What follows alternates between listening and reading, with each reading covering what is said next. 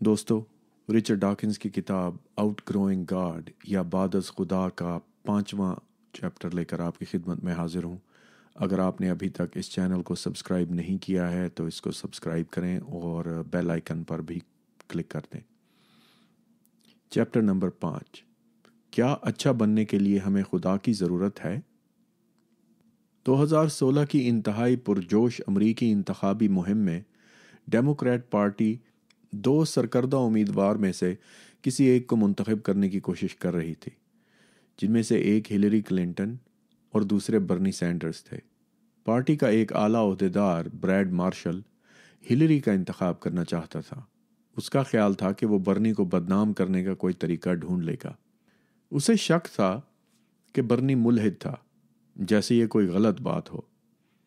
اس نے پارٹی کے 2 دیگر اعلیٰ عہدیداروں کو لکھا۔ ہلیری کو از خود اس بارے میں کچھ علم نہیں تھا اور تجویز کیا کہ برنی کو عوامی طور پر چیلنج کیا جانا چاہیے کہ اپنا مذہب بتائے۔ جب اس سے پہلے پوچھا گیا تھا تو اس نے بتایا تھا کہ وہ یہودی نسل ہے، لیکن کیا وہ واقعی خدا پر یقین رکھتا تھا؟ بریڈ مارشل لکھتا ہے، میرے خیال میں وہ ملحد ہے۔ اس سے میرے حامیوں کی کافی بڑی تعداد میں فرق پڑ سکتا تھا۔ میرے جنوبی بپتسمائی یعنی سدرن بیپٹسٹ حامی یہودی اور ملحد کے درمیان کافی فرق کریں گے۔ حامیوں سے مراد لوگ ہیں اور وہ کینٹکی اور مغربی ورجینیا کے ووٹروں کے بارے میں بات کر رہا تھا۔ متعدد پوائنٹس کے افتراق سے مراد ان 2 ریاستوں میں ووٹوں کا واضح فرق تھا۔ اس نے سوچا کہ متعدد عیسائی کسی ملحد کی نسبت کسی مذہبی شخصیت کو ووٹ دینا پسند کریں گے، خواہ اس کے لیے کیوں نہ انہیں اپنے عقیدے سے مختلف شخص کو ووٹ دینا ہو، اور اس معاملے میں ایک یہودی ہی صحیح۔ ایسی صورت میں کسی قسم کا اعلیٰ قوت کا حامل عقیدہ ہی کارگر ہوتا، خواہ وہ اعلیٰ قوت ان کی اپنی اعلیٰ قوت سے مختلف ہی ہو۔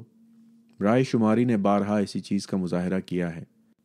کچھ ایسے ووٹر ہیں جو کسی کیتھولک، مسلمان یا یہودی کو ووٹ دینے میں ہچکچاہٹ محسوس کرتے ہیں، لیکن پھر بھی وہ کسی ملحد پر انہیں ترجیح دیتے ہیں۔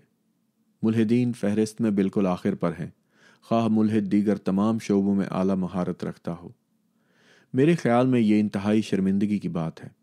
اس میں کوئی حیرانی کی بات نہیں ہے کہ اسی سبب سے بریڈ مارشل اس امیدوار کے الحاد کو افشا کرنا چاہتا تھا جسے وہ پسند نہیں کرتا تھا۔ امریکہ کا آئین کہتا ہے کہ کسی عہدے یا امریکہ کے تحت عوامی ٹرسٹ کے لیے کسی مذہبی جانچ کو اہلیت نہیں سمجھا جائے گا۔ بلا شبہ مارشل صدارت کے حوالے سے ملحدوں پر قانونی پابندی کا مطالبہ نہیں کر رہا تھا، جو واقعی میں آئین کی خلاف ورزی ہوتا، لیکن یقیناً ووٹرز کو ذاتی طور پر اپنے ووٹ ڈالتے وقت امیدوار کا مذہب جاننے کی اجازت ہوتی ہے۔ لیکن مارشل جان بوجھ کر ووٹروں کے تعصب کو ابھار رہا تھا، جو کہ آئین کی روح کے خلاف تھا۔ الحاد آسان لفظوں میں کسی مافوق الفطرت چیز پر یقین نہ رکھنا ہے، جیسے اڑن تشتریوں پر یقین نہ رکھنا یا پریوں پر یقین نہ کرنا۔ سیاست دانوں کو معاشی پالیسی، امور خارجہ، صحت، سماجی بہبود اور قانونی امور جیسے معاملات پر فیصلے کرنے ہوتے ہیں۔ مافوق الفطرت چیزوں پر یقین رکھنا کسی کو بہتر فیصلے کرنے پر کیسے ابھار سکتا ہے؟ مجھے معذرت کے ساتھ کہنا پڑ رہا ہے کہ بہتیرے لوگ سمجھتے ہیں کہ آپ کو کسی خدا، کسی قسم کی برتر قوت پر یقین رکھنا ضروری ہے تاکہ آپ اخلاقی طور پر بہتر ہو سکیں، اچھے بن سکیں، یا یہ کہ کسی برتر قوت پر ایمان کے بغیر آپ درست اور غلط، اچھے اور برے، اخلاقی اور غیر اخلاقی میں فرق نہیں کر سکتے۔ یہ باب اخلاقیات اور ضابطہ اخلاق کے مکمل سوال پر روشنی ڈالے گا۔ برے کے برخلاف اچھے سے کیا مراد ہے؟ اور کیا ہمیں اچھا بننے کے لیے خدا یا خداؤں یا کسی قسم کی برتر قوت پر یقین رکھنا ضروری ہے؟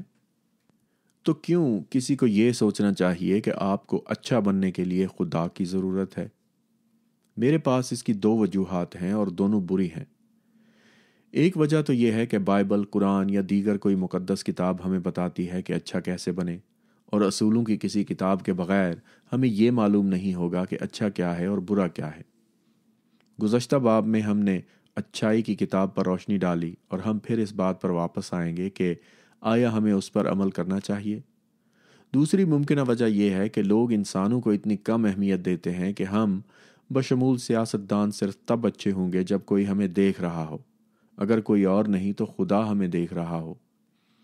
یہ نظریہ آسمان میں رہنے والے ایک عظیم پولیس والے کا ہے، یا اسے مزید بہتر بناتے ہوئے ہم کہہ سکتے ہیں کہ آسمان میں عظیم جاسوسی کیمرہ یا نگرانی والا کیمرہ لگا ہوا ہو۔ بدقسمتی سے اس میں کسی حد تک سچائی بھی ہے۔ تمام ممالک سمجھتے ہیں کہ پولیس کی فوج رکھنا ضروری ہے، اور اگر مجرموں کو معلوم ہو کہ پولیس انہیں دیکھ رہی ہے تو ان کے چوری یا جرم کا ارتکاب کرنے کا امکان کم ہوتا ہے۔ آج کل ہماری دکانیں اور سڑکیں ویڈیو کیمروں سے لیس ہیں، اور یہ لوگوں کو اکثر ایسے کام کرتے پکڑتے ہیں جو انہیں نہیں کرنے چاہیے۔ مثال کے طور پر دکانوں سے چوری کرنا۔ کسی بھی ممکنہ چور کو کیا اچھا بننے کے لیے ہمیں خدا کی ضرورت ہے؟ اگر معلوم ہو کہ کوئی کیمرہ اسے دیکھ رہا ہے تو بلا شبہ چوری کا امکان کم ہوگا۔ بائیں ہم اب تصور کریں کہ کسی مجرم کو یقین ہو کہ خدا اس کی ہر حرکت اور دن کے ہر منٹ پر نظر رکھے ہوئے ہے۔ بہت سے مذہبی لوگ سوچتے ہیں کہ خدا آپ کی سوچ بھی پڑھ لیتا ہے، اور جب آپ کسی برے کام کا ارادہ بھی کر رہے ہوں تب بھی اس کے بارے میں پیشگی بتا بھی سکتا ہے۔ آپ ایک طرح سے دیکھ سکتے ہیں کہ لوگ ایسا کیوں سوچتے ہیں کہ خدا سے ڈرنے والا شخص بشمول خدا کا خوف رکھنے والے سیاستدان کے برے کام کرنے کا امکان کسی ملحد کی نسبت کیوں کم ہے؟ کیونکہ ملحدوں کو آسمان میں کسی عظیم جاسوسی کیمرے سے ڈرنا نہیں ہوتا ہے۔ تو دلیل یہ بنتی ہے کہ وہ صرف حقیقی کیمروں اور حقیقی پولیس والوں سے ڈرتے ہیں۔ شاید آپ نے یہ مزے کا خیز فقرہ سنا ہو کہ ضمیر جانتا ہے کہ کوئی دیکھ رہا ہے۔ جب کوئی آپ کو دیکھ رہا ہو تو اچھا بننے کا میلان کافی قدیم ہو سکتا ہے جو ہمارے ذہنوں میں پیوست ہے۔ میری ساتھی پروفیسر میلیسا بیٹسن آکسفورڈ میں میری ایک گریجویٹ شاگرد نے ایک شاندار تجربہ کیا۔ یونیورسٹی آف نیوکاسل میں اپنے سائنس کے شعبہ میں انہوں نے اپنے روزمرہ کے استعمال کی کافی، چائے، دودھ اور شکر کی ادائیگی کے لیے ایک ایمانداری کا ڈبہ یعنی آنیسٹی باکس رکھا۔ وہاں چیزیں بیچنے کے لیے کوئی موجود نہیں تھا۔ دیواروں پر قیمتوں کی ایک فہرست چسپاں تھی، اور آپ پر محض ڈبے میں درست رقم رکھنے کے لیے بھروسہ کیا جاتا تھا۔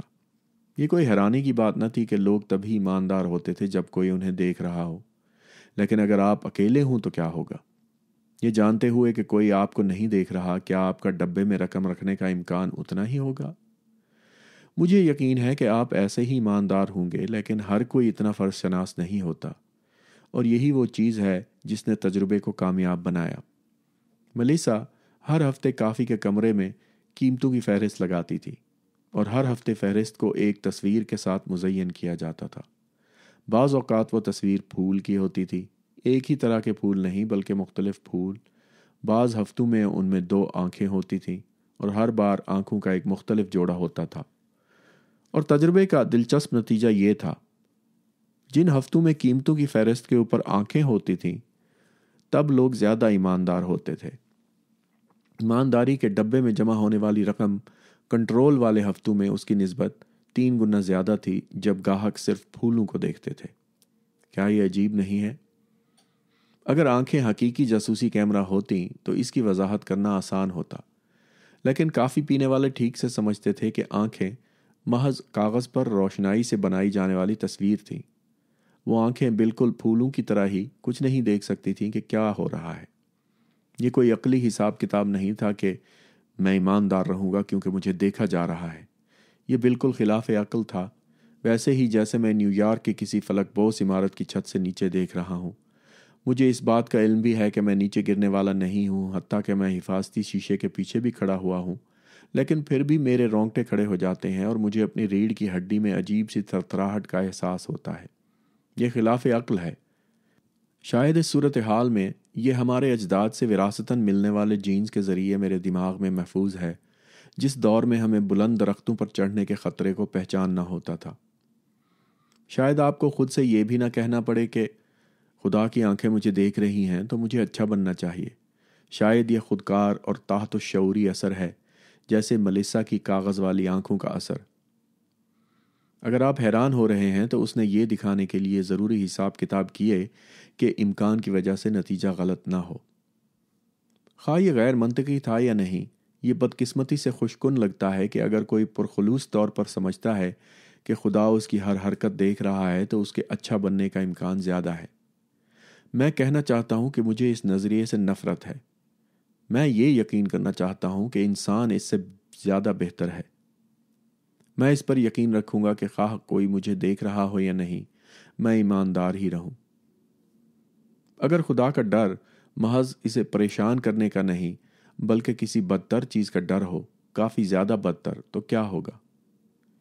عیسائیت اور اسلام دونوں کا روایتی خیال ہے کہ گناہ گاروں کو مرنے کے بعد ہمیشگی والی سزا دی جائے گی۔ کتاب مکاشفہ یعنی دا بک آف ریویلیشنز گندھک کے تیزاب میں بھڑکتی آگ کی جھیل کا تذکرہ کرتی ہے۔ حضرت محمد کے حوالے سے یہ بتایا جاتا ہے کہ معمولی ترین گناہ گار کی سزا یہ ہوگی کہ اس کے پیروں کے نیچے دہکتے انگارے رکھے جائیں گے جس سے اس کا دماغ کھول اٹھے گا۔ قرآن باب 4 آیت 56 میں بتایا گیا ہے کہ وہ جو ان کی تعلیمات پر یقین نہیں رکھتے، جب ان کی کھالیں جل جائیں گی تو ہم نئی کھالیں لگائیں گے تاکہ وہ درد محسوس کرنا جاری رکھیں۔ متعدد مبلغوں کے مطابق جہنم میں جانے کے لیے آپ کا کچھ برا کرنا بھی ضروری نہیں ہے، صرف بے عقیدہ ہونا ہی کافی ہے۔ بعض عظیم مصوروں نے جہنم کی خوفناک ترین تصویریں بنانے کے لیے آپس میں مقابلہ بھی کیا ہے۔ اطالوی زبان کے ادب کا شاہکار دانتے کی کتاب انفرنو ہے اور یہ نظم مکمل طور پر جہنم کے بارے میں ہے۔ کیا بچپن میں آپ کو جہنم کی آگ سے ڈرایا گیا تھا؟ کیا آپ کو ان دھمکیوں پر واقعی یقین آیا تھا؟ کیا آپ واقعی ڈر گئے تھے؟ اگر آپ کا جواب نہیں ہے تو آپ خوش قسمت ہیں۔ بدقسمتی سے بہت سے لوگ اپنی موت تک ان دھمکیوں پر یقین رکھتے ہیں اور اپنی زندگی بالخصوص موت کے دنوں کو بدتر بنا دیتے ہیں۔ سزا کی دھمکیوں کے حوالے سے میرا ایک نظریہ ہے۔ بعض دھمکیاں اچھی ہوتی ہیں، جیسے اگر آپ کو چوری کا مرتکب پایا جائے تو آپ جیل جا سکتے ہیں۔ بعض دھمکیاں کافی بری ہوتی ہیں، جیسے اگر آپ خدا پر یقین نہیں رکھتے تو جب آپ مریں گے تو اپنی پوری زندگی جہنم میں گزاریں گے۔ میرا نظریہ یہ ہے کہ دھمکی جتنی خوفناک ہوتی جاتی ہے اس کا ڈر اتنا ہی کم ہوتا جاتا ہے۔ آپ کے مرنے کے بعد سزا کا ڈر اتنا غیر منطقی ہے کہ اسے مزید خوفناک بنائے جانے کی ضرورت تھی، یعنی آگ کی جھیل۔ آپ کی زندگی میں سزا کا خوف اچھا ہے کیونکہ قید خانہ ایک حقیقی جگہ ہے اور اس میں ہیبت ناک اذیتیں جیسے آپ کی جلد کا جل کر اترنا اور دوبارہ جلانے کے لیے دوبارہ لگایا جانا شامل نہیں ہے۔ آپ ایسے لوگوں کے بارے میں کیا سوچتے ہیں جو بچوں کو ان کے مرنے کے بعد جہنم کی آگ میں جلنے سے ڈراتے ہیں؟ اس کتاب میں عام طور پر اس طرح کے سوالات کا جواب نہیں دیتا، لیکن یہاں بطور استثناء میں کہوں گا کہ لوگ خوش قسمت ہیں کہ جہنم جیسی کوئی جگہ نہیں ہے، کیونکہ میں کسی کے بارے میں نہیں سوچ سکتا کہ کوئی وہاں جانے کا زیادہ مستحق ہے۔ جہنم جیسی خوفناک جگہ، اس سے زیادہ واضح ثبوت نہیں مل سکتا ہے کہ مذہب لوگوں کو بہتر یا بدتر بناتا ہے۔ بعض تحقیقات تجویز کرتی ہیں کہ مذہبی لوگ خیرات میں زیادہ سخاوت دکھاتے ہیں۔ بعض لوگ گرجا گھروں کو 10واں حصہ یعنی اپنی آمدنی کا 10واں حصہ دیتے ہیں، اور گرجا گھر اکثر اس رقم کے کچھ حصے کو خیرات کے حقیقی حقداروں کو دیتے ہیں، جیسے قحط زدہ لوگوں کو یا زلزلے جیسی تباہ کن آفتوں کے بعد بحران کا شکار لوگوں کو۔ لیکن گرجا گھروں کی اکٹھی کی جانے والی زیادہ تر رقم پادریوں کے لیے استعمال ہوتی ہے، وہ اسے خیراتی رقم کہتے ہیں۔ لیکن کیا یہ ایک ہی معنی میں خیرات مانا جائے گا؟ مثلاً اسے قحط زدہ لوگوں یا زلزلوں سے بے گھر ہونے والے لوگوں کی مدد کے مساوی مانا جائے گا؟ تعلیم کے لیے پیسہ دینا ایک اچھی چیز ہے، لیکن اگر یہ تعلیم پوری طرح قرآن کا حافظ بننے پر مشتمل ہو تو، یا ان پادریوں کو رقم دینا جو بچوں کو اپنی قبائلی تہذیب بھلا کر بائبل سکھاتے ہیں۔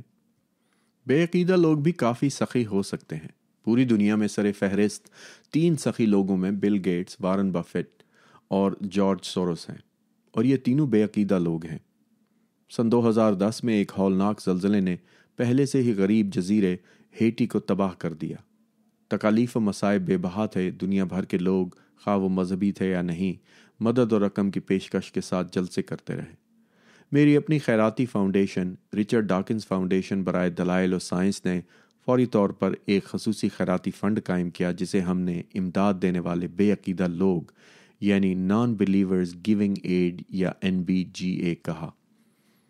ہم نے 1 درجن دیگر بے عقیدہ سیکولر اور متشکک تنظیموں کو شامل کیا جو ملحدوں، لا عادریوں اور دیگر بے عقیدہ لوگوں سے پیسوں کی اپیل کے ساتھ ہمارے ساتھ شامل ہوئیں۔ ہزاروں بے عقیدہ لوگ اکٹھے ہو گئے، 3 दिन के अंदर NBGA ने $3 लाख इकट्ठा किया। हमने पूरी रकम हेटी को भेजी और आइंदा हफ्तों में मज़ीद रकम भी। बिलाशुबा उसी वक्त मजहबी खैराती तंजीमें भी अतियात इकट्ठे कर रही थीं और बहुत से अच्छे लोग मदद फराहम करने हेटी गए। मैं NBGA की कहानी ये शेखी बिगाड़ने के लिए नहीं बता रहा कि बेअकीदा लोग मजहबी अकीदे वालों से ज़्यादा सखी हैं। दरअसल मेरे ख्याल में जब किसी बहरान का सामना हो तो दुनिया भर में ज़्यादातर लोग शफीक और मेहरबान होते हैं, खा वो मजहबी हों या नहीं। आसमान में अजीम निगरान कैमरे का नज़रिया एक तरफ से खुशकुन और परेशान कुन भी है। शायद ये वाकई मुजरिमों को रोकता हो। आप सोच सकते हैं कि अगर ऐसा होता तो जेल में बेअकीदा लोगों की शरह ज़्यादा होती। झैल में इस हवाले से जुलाई 2013 के कुछ आदाद व शुमार हैं जो इन मज़ाहिब की तरफ इशारा करते हैं जिनके मानने वाले अमेरिका के वफाकी जेलों में कैद हैं। 28% कैदी प्रोटेस्टेंट ईसाई हैं, 24% कैथोलिक ईसाई और 5% मुसलमान हैं। बाकी बच जाने वालों में ज़्यादातर बुद्ध मत, हिंदू मत, यहूदी, मकामी कदीमुन नस्ल अमरीकी या नामालूम हैं। और मुल्हिदों की तादाद सिर्फ 0.07% है। इस एतबार से एक सज़ा याफ्ता मुजरिम के मुल्हिद होने की निस्बत ईसाई होने का इम्कान 750 गुना ज़्यादा है। तस्लीम शुदा तौर पर हम इस तादाद की बात कर रहे हैं जो बताती है कि वो ईसाई हैं या मुल्हिद। किसे मालूम होगा कि इन नामालूम अफराद में कितनी तादाद छुपाई गई है। सबसे अहम यह है कि अमेरिका में ईसाइयों की कुल तादाद मुल्हिदों की कुल तादाद से ज़्यादा है, लेकिन 750 गुना ज़्यादा नहीं। दोबारा, ईसाइयों की तादाद इस हकीकत के बायस ज़्यादा हो सकती है कि अगर वो मजहबी होने का दावा करें तो कैद से जल्द रिहाई पा सकते हैं। यह भी तजवीज़ किया गया है कि कैदियों की तादाद मजहब से वाबस्तगी या उससे बेजारी के बारे में सिर्फ अंदाज़ा है। कम तालीम याफ्ता लोगों का जेल जाने का इम्कान अमूमन ज़्यादा होता है और कम तालीम याफ्ता लोग निस्बतन कम ही मुल्हिद होते हैं। लेकिन आप इन आदाद व शुमार को जैसे भी देखें, ये आसमान में अजीम जासूसी कैमरे के लिए खुशाइंद नहीं है। खा अजीम जासूसी कैमरे के नज़रिए में कुछ सच भी हो, फिर भी ये खुदा के हकीकी होने पर यकीन करने की उम्दा दलील नहीं है। किसी भी चीज़ के हकीकी होने की उम्दा दलील बस सबूत है। अजीम जासूसी कैमरे का नज़रिया दूसरों से ये उम्मीद रखने की एक मशकूक वजह है कि वो खुदा पर यकीन कर लेंगे। ये जराइम की शरह में कमी कर सकता है। ये हकीकी जासूसी कैमरों या पुलिस की ज़्यादा गश्त के लिए की जाने वाली अदायगी से सस्ता है। मुझे आपके बारे में नहीं मालूम, लेकिन मुझे ये मुरब्बियाना लगता है। बिलाशुबा मैं और आप खुदा पर यकीन रखने के हवाले से काफ़ी ज़हीन हैं, लेकिन हमारा ख्याल है कि अगर दूसरे लोग ऐसा ख्याल करते हैं तो ये अच्छा है। मेरा फ़लसफ़ी दोस्त डैनियल डेनेट इसे अकीदे पर यकीन यानी बिलीफ इन बिलीफ कहता है। यानी खुदा पर ईमान न रखना बल्कि ये यकीन रखना कि खुदा पर ईमान रखना अच्छा है। जब उस वक्त के इजरायली वज़ीर आज़म गोल्डा मायर को ये कहने के लिए चैलेंज किया गया कि आया उसे खुदा पर यकीन है, तो उसने जवाब दिया कि मुझे यहूदियों पर यकीन है और यहूदी खुदा पर ईमान रखते हैं। यहाँ पर नोट कीजिए कि यहाँ मुतरज्जिम साहब ने इसराइली वज़ीर आज़म गोल्डा मायर को मर्द मुज़क्कर लिखा है, हालांकि वो एक खातून थी। तो होना तो ये चाहिए था जब उस वक्त की इसराइली वज़ीर आज़म गोल्डा मायर। तो मैं यही कहूँगा कि उस वक्त की इसराइली वज़ीर आज़म गोल्डा मायर वो एक यहूदी खातून थी और इसराइल की वज़ीर आज़म थी। आगे चलते हैं। आसमान में अजीम जासूसी कैमरे के नज़रिए के हवाले से बहुत सी बातें हैं। अब मैं उन दीगर वजूहात की तरफ आऊँगा कि लोग ऐसा क्यों सोचते हैं कि किसी मुल्हिद की निस्बत किसी मजहबी सियासतदान को वोट देना ज़्यादा बेहतर है। ये हकीकतन काफ़ी मुख्तलिफ है। बाज़ लोग समझते हैं कि मज़हब एक अच्छी चीज़ है क्योंकि बाइबल हमें बताती है कि अच्छा बर्ताव करना चाहिए। तो नज़रिया कुछ ऐसा है कि असूलों की किसी किताब के बग़ैर हम गैर यकीनी की कैफियत से दो चार हो जाएंगे। ये भी कि बाइबल का मकसद हमें खुदा या ईसा की तरह काबिल कद्र किरदार का अच्छा अमली नमूना पेश करना है जिसकी हमें पैरवी करनी चाहिए। लेकिन तमाम ईमान वाले बाइबल पर अमल नहीं करते। चंद की बिल्कुल मुख्तलिफ मुक़द्दस किताब है या दीगर की कोई मुक़द्दस किताब मौजूद ही नहीं है। मैं यहाँ सिर्फ यहूदी ईसाई बाइबल के बारे में बात करूँगा क्योंकि मुझे सिर्फ उसी के बारे में बेहतर तौर पर मालूम है, लेकिन कुरान के बारे में भी यही कुछ कहा जा सकता है। کیا آپ کو لگتا ہے کہ اس طرح کی مقدس کتابیں اچھا بننے کے لیے اچھی رہنما ہیں؟ کیا آپ کو لگتا ہے کہ بائبل کا خدا ایک اچھا عملی نمونہ ہے؟ اگر ایسا ہے تو شاید آپ باب نمبر 4 پر ایک اور نظر ڈالنا چاہیں۔ قرآن اس سے بھی بدتر ہے، کیونکہ مسلمانوں کو اسے لغوی طور پر سمجھنے کو کہا جاتا ہے۔ 10 احکام یا 10 کمانڈمنٹس کو عموماً اچھی زندگی گزارنے کا رہنما کتابچہ سمجھا جاتا ہے۔ متعدد امریکی ریاستیں، خاص طور پر بائبل بیلٹ، 10 احکام کے بارے میں شدید مباحثوں میں پڑی ہیں۔ ایک طرف عیسائی سیاستدان ہیں جو انہیں باضابطہ ریاستی عمارتوں کی دیواروں پر چسپاں کرنا چاہتے ہیں، جیسے عدالتوں میں۔ دوسری طرف وہ لوگ ہیں جو عموماً امریکی آئین کا حوالہ دیتے ہیں۔ آئین میں پہلی ترمیم بتاتی ہے کہ کانگریس کوئی ایسا قانون نہیں بنائے گی جو کسی مذہب کے قیام یا اس کے آزادانہ عمل کی ممانعت کرتا ہو۔ کیا آپ نہیں کہیں گے کہ یہ بالکل واضح ہے؟ مسئلہ یہ نہیں ہے کہ مذہب پر پابندی ہے۔ آپ اپنے طریقے سے کسی بھی مذہب پر عمل کر سکتے ہیں۔ آئین محض کسی باضابطہ ریاستی مذہب کی تشکیل سے منع کرتا ہے۔ کوئی بھی اپنے گھر میں آزادانہ طور پر 10 احکام لٹکا سکتا ہے۔ ان کا آئین انہیں اس طرح کی ذاتی آزادی کی بالکل ضمانت دیتا ہے، لیکن کیا انہیں ریاستی عدالتی عمارات کی شاہراہ عام پر چسپاں کر دینا آئینی ہے؟ کئی ماہرین قانون ایسا نہیں سمجھتے۔ قانونی سوال کو ایک طرف رکھتے ہوئے آئیے ان 10 احکام پر نظر ڈالتے ہیں تاکہ دیکھ سکیں کہ ہم ان کے بارے میں کیسا سوچتے ہیں۔ کیا وہ واقعی اس بارے میں قابل قدر رہنما ہیں کہ کیسے اچھا بننا اور کیسے برا نہیں بننا ہے؟ بائبل میں 2 ورژن موجود ہیں، ایک کتاب خروج میں اور دوسری کتاب استثناء میں۔ وہ کافی حد تک ایک جیسے ہیں، لیکن مختلف مذہبی روایات، یہودی، رومی، کیتھولک، لوتھرن وغیرہ، انہیں کچھ مختلف طرح ترتیب دیتی ہیں۔ یہ بھی کہ موسیٰ نے سونے کے بچڑے کے خلاف اپنے غصے میں اصل پتھر کی تختیاں گرا دی تھیں، اس لیے خدا نے بعد میں اسے نئی تختیاں دیں۔ ان میں ایک ورژن یہ ہے کہ موسیٰ نے انہیں گرایا نہیں، جیسا کہ کتاب خروج باب 20 میں درج ہے۔ خدا نے تھیٹر کی طرح کا ایک بڑا اعلان کیا اور تمام لوگوں کو کوہ سینا کے دامن میں بلایا، اور اس کے بعد بادلوں کی گرج اور چمک میں ظاہر ہوا، جس سے ترم یعنی ٹرمپٹ کا بہت بڑا دھماکہ بھی ہوا۔ میں نے ہر حکم نامے کے بعد اپنی آراء دی ہیں، اور شاید آپ بھی اس میں اپنی آراء شامل کرنا چاہیں۔ میں تمہارا خدا ہوں جو تمہیں غلامی کی سرزمین مصر سے لایا۔ یہودیوں کے لیے یہ پہلا حکم نامہ ہے، اگرچہ یہ کسی حکم نامے کی نسبت ایک بیان جیسا لگتا ہے۔ عیسائیوں کے لیے پہلے حکم نامے کا ابتدائیہ ہے، پہلا حکم نامہ، میرے علاوہ کوئی خدا نہیں ہے۔ جیسا کہ ہم نے باب 4 میں دیکھا، اور اکثر خدا نے خود بھی کہا ہے کہ وہ ایک حاسد خدا ہے۔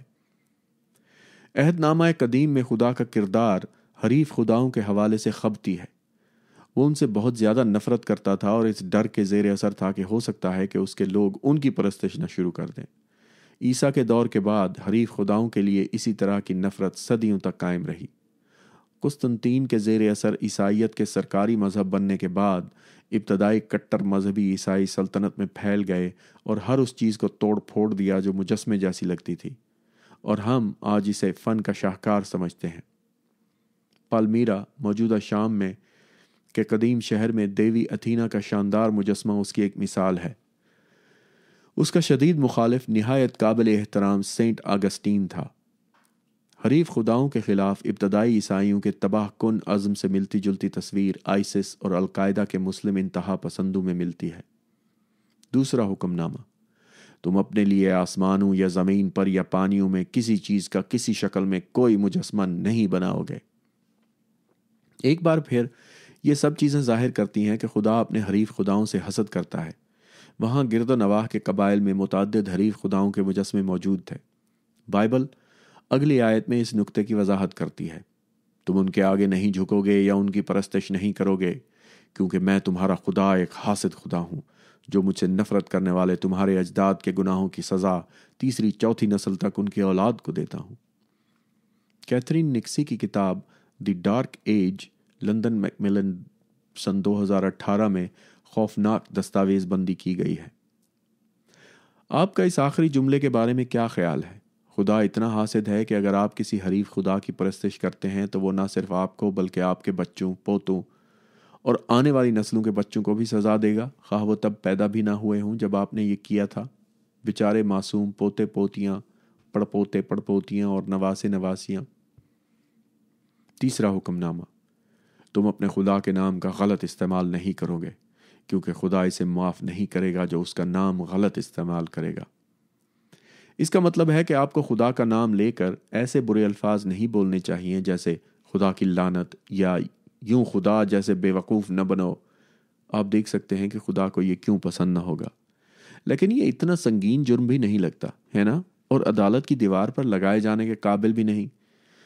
یہ محض ملامت نہیں کرو گے ہی تو ہے، اور زیادہ تر ملکوں میں ایسا کوئی قانون نہیں ہے۔ چوتھا حکم نامہ، سبت کے دن کو مقدس جان کر اسے یاد رکھو۔ خدا نے بلا شبہ اسے نہایت سنجیدگی سے لیا ہے۔ کتاب العادات باب 15 میں بنی اسرائیل نے سبت کے دن ایک شخص کو لکڑیاں جمع کرتے دیکھ لیا۔ لکڑیاں جمع کرتے۔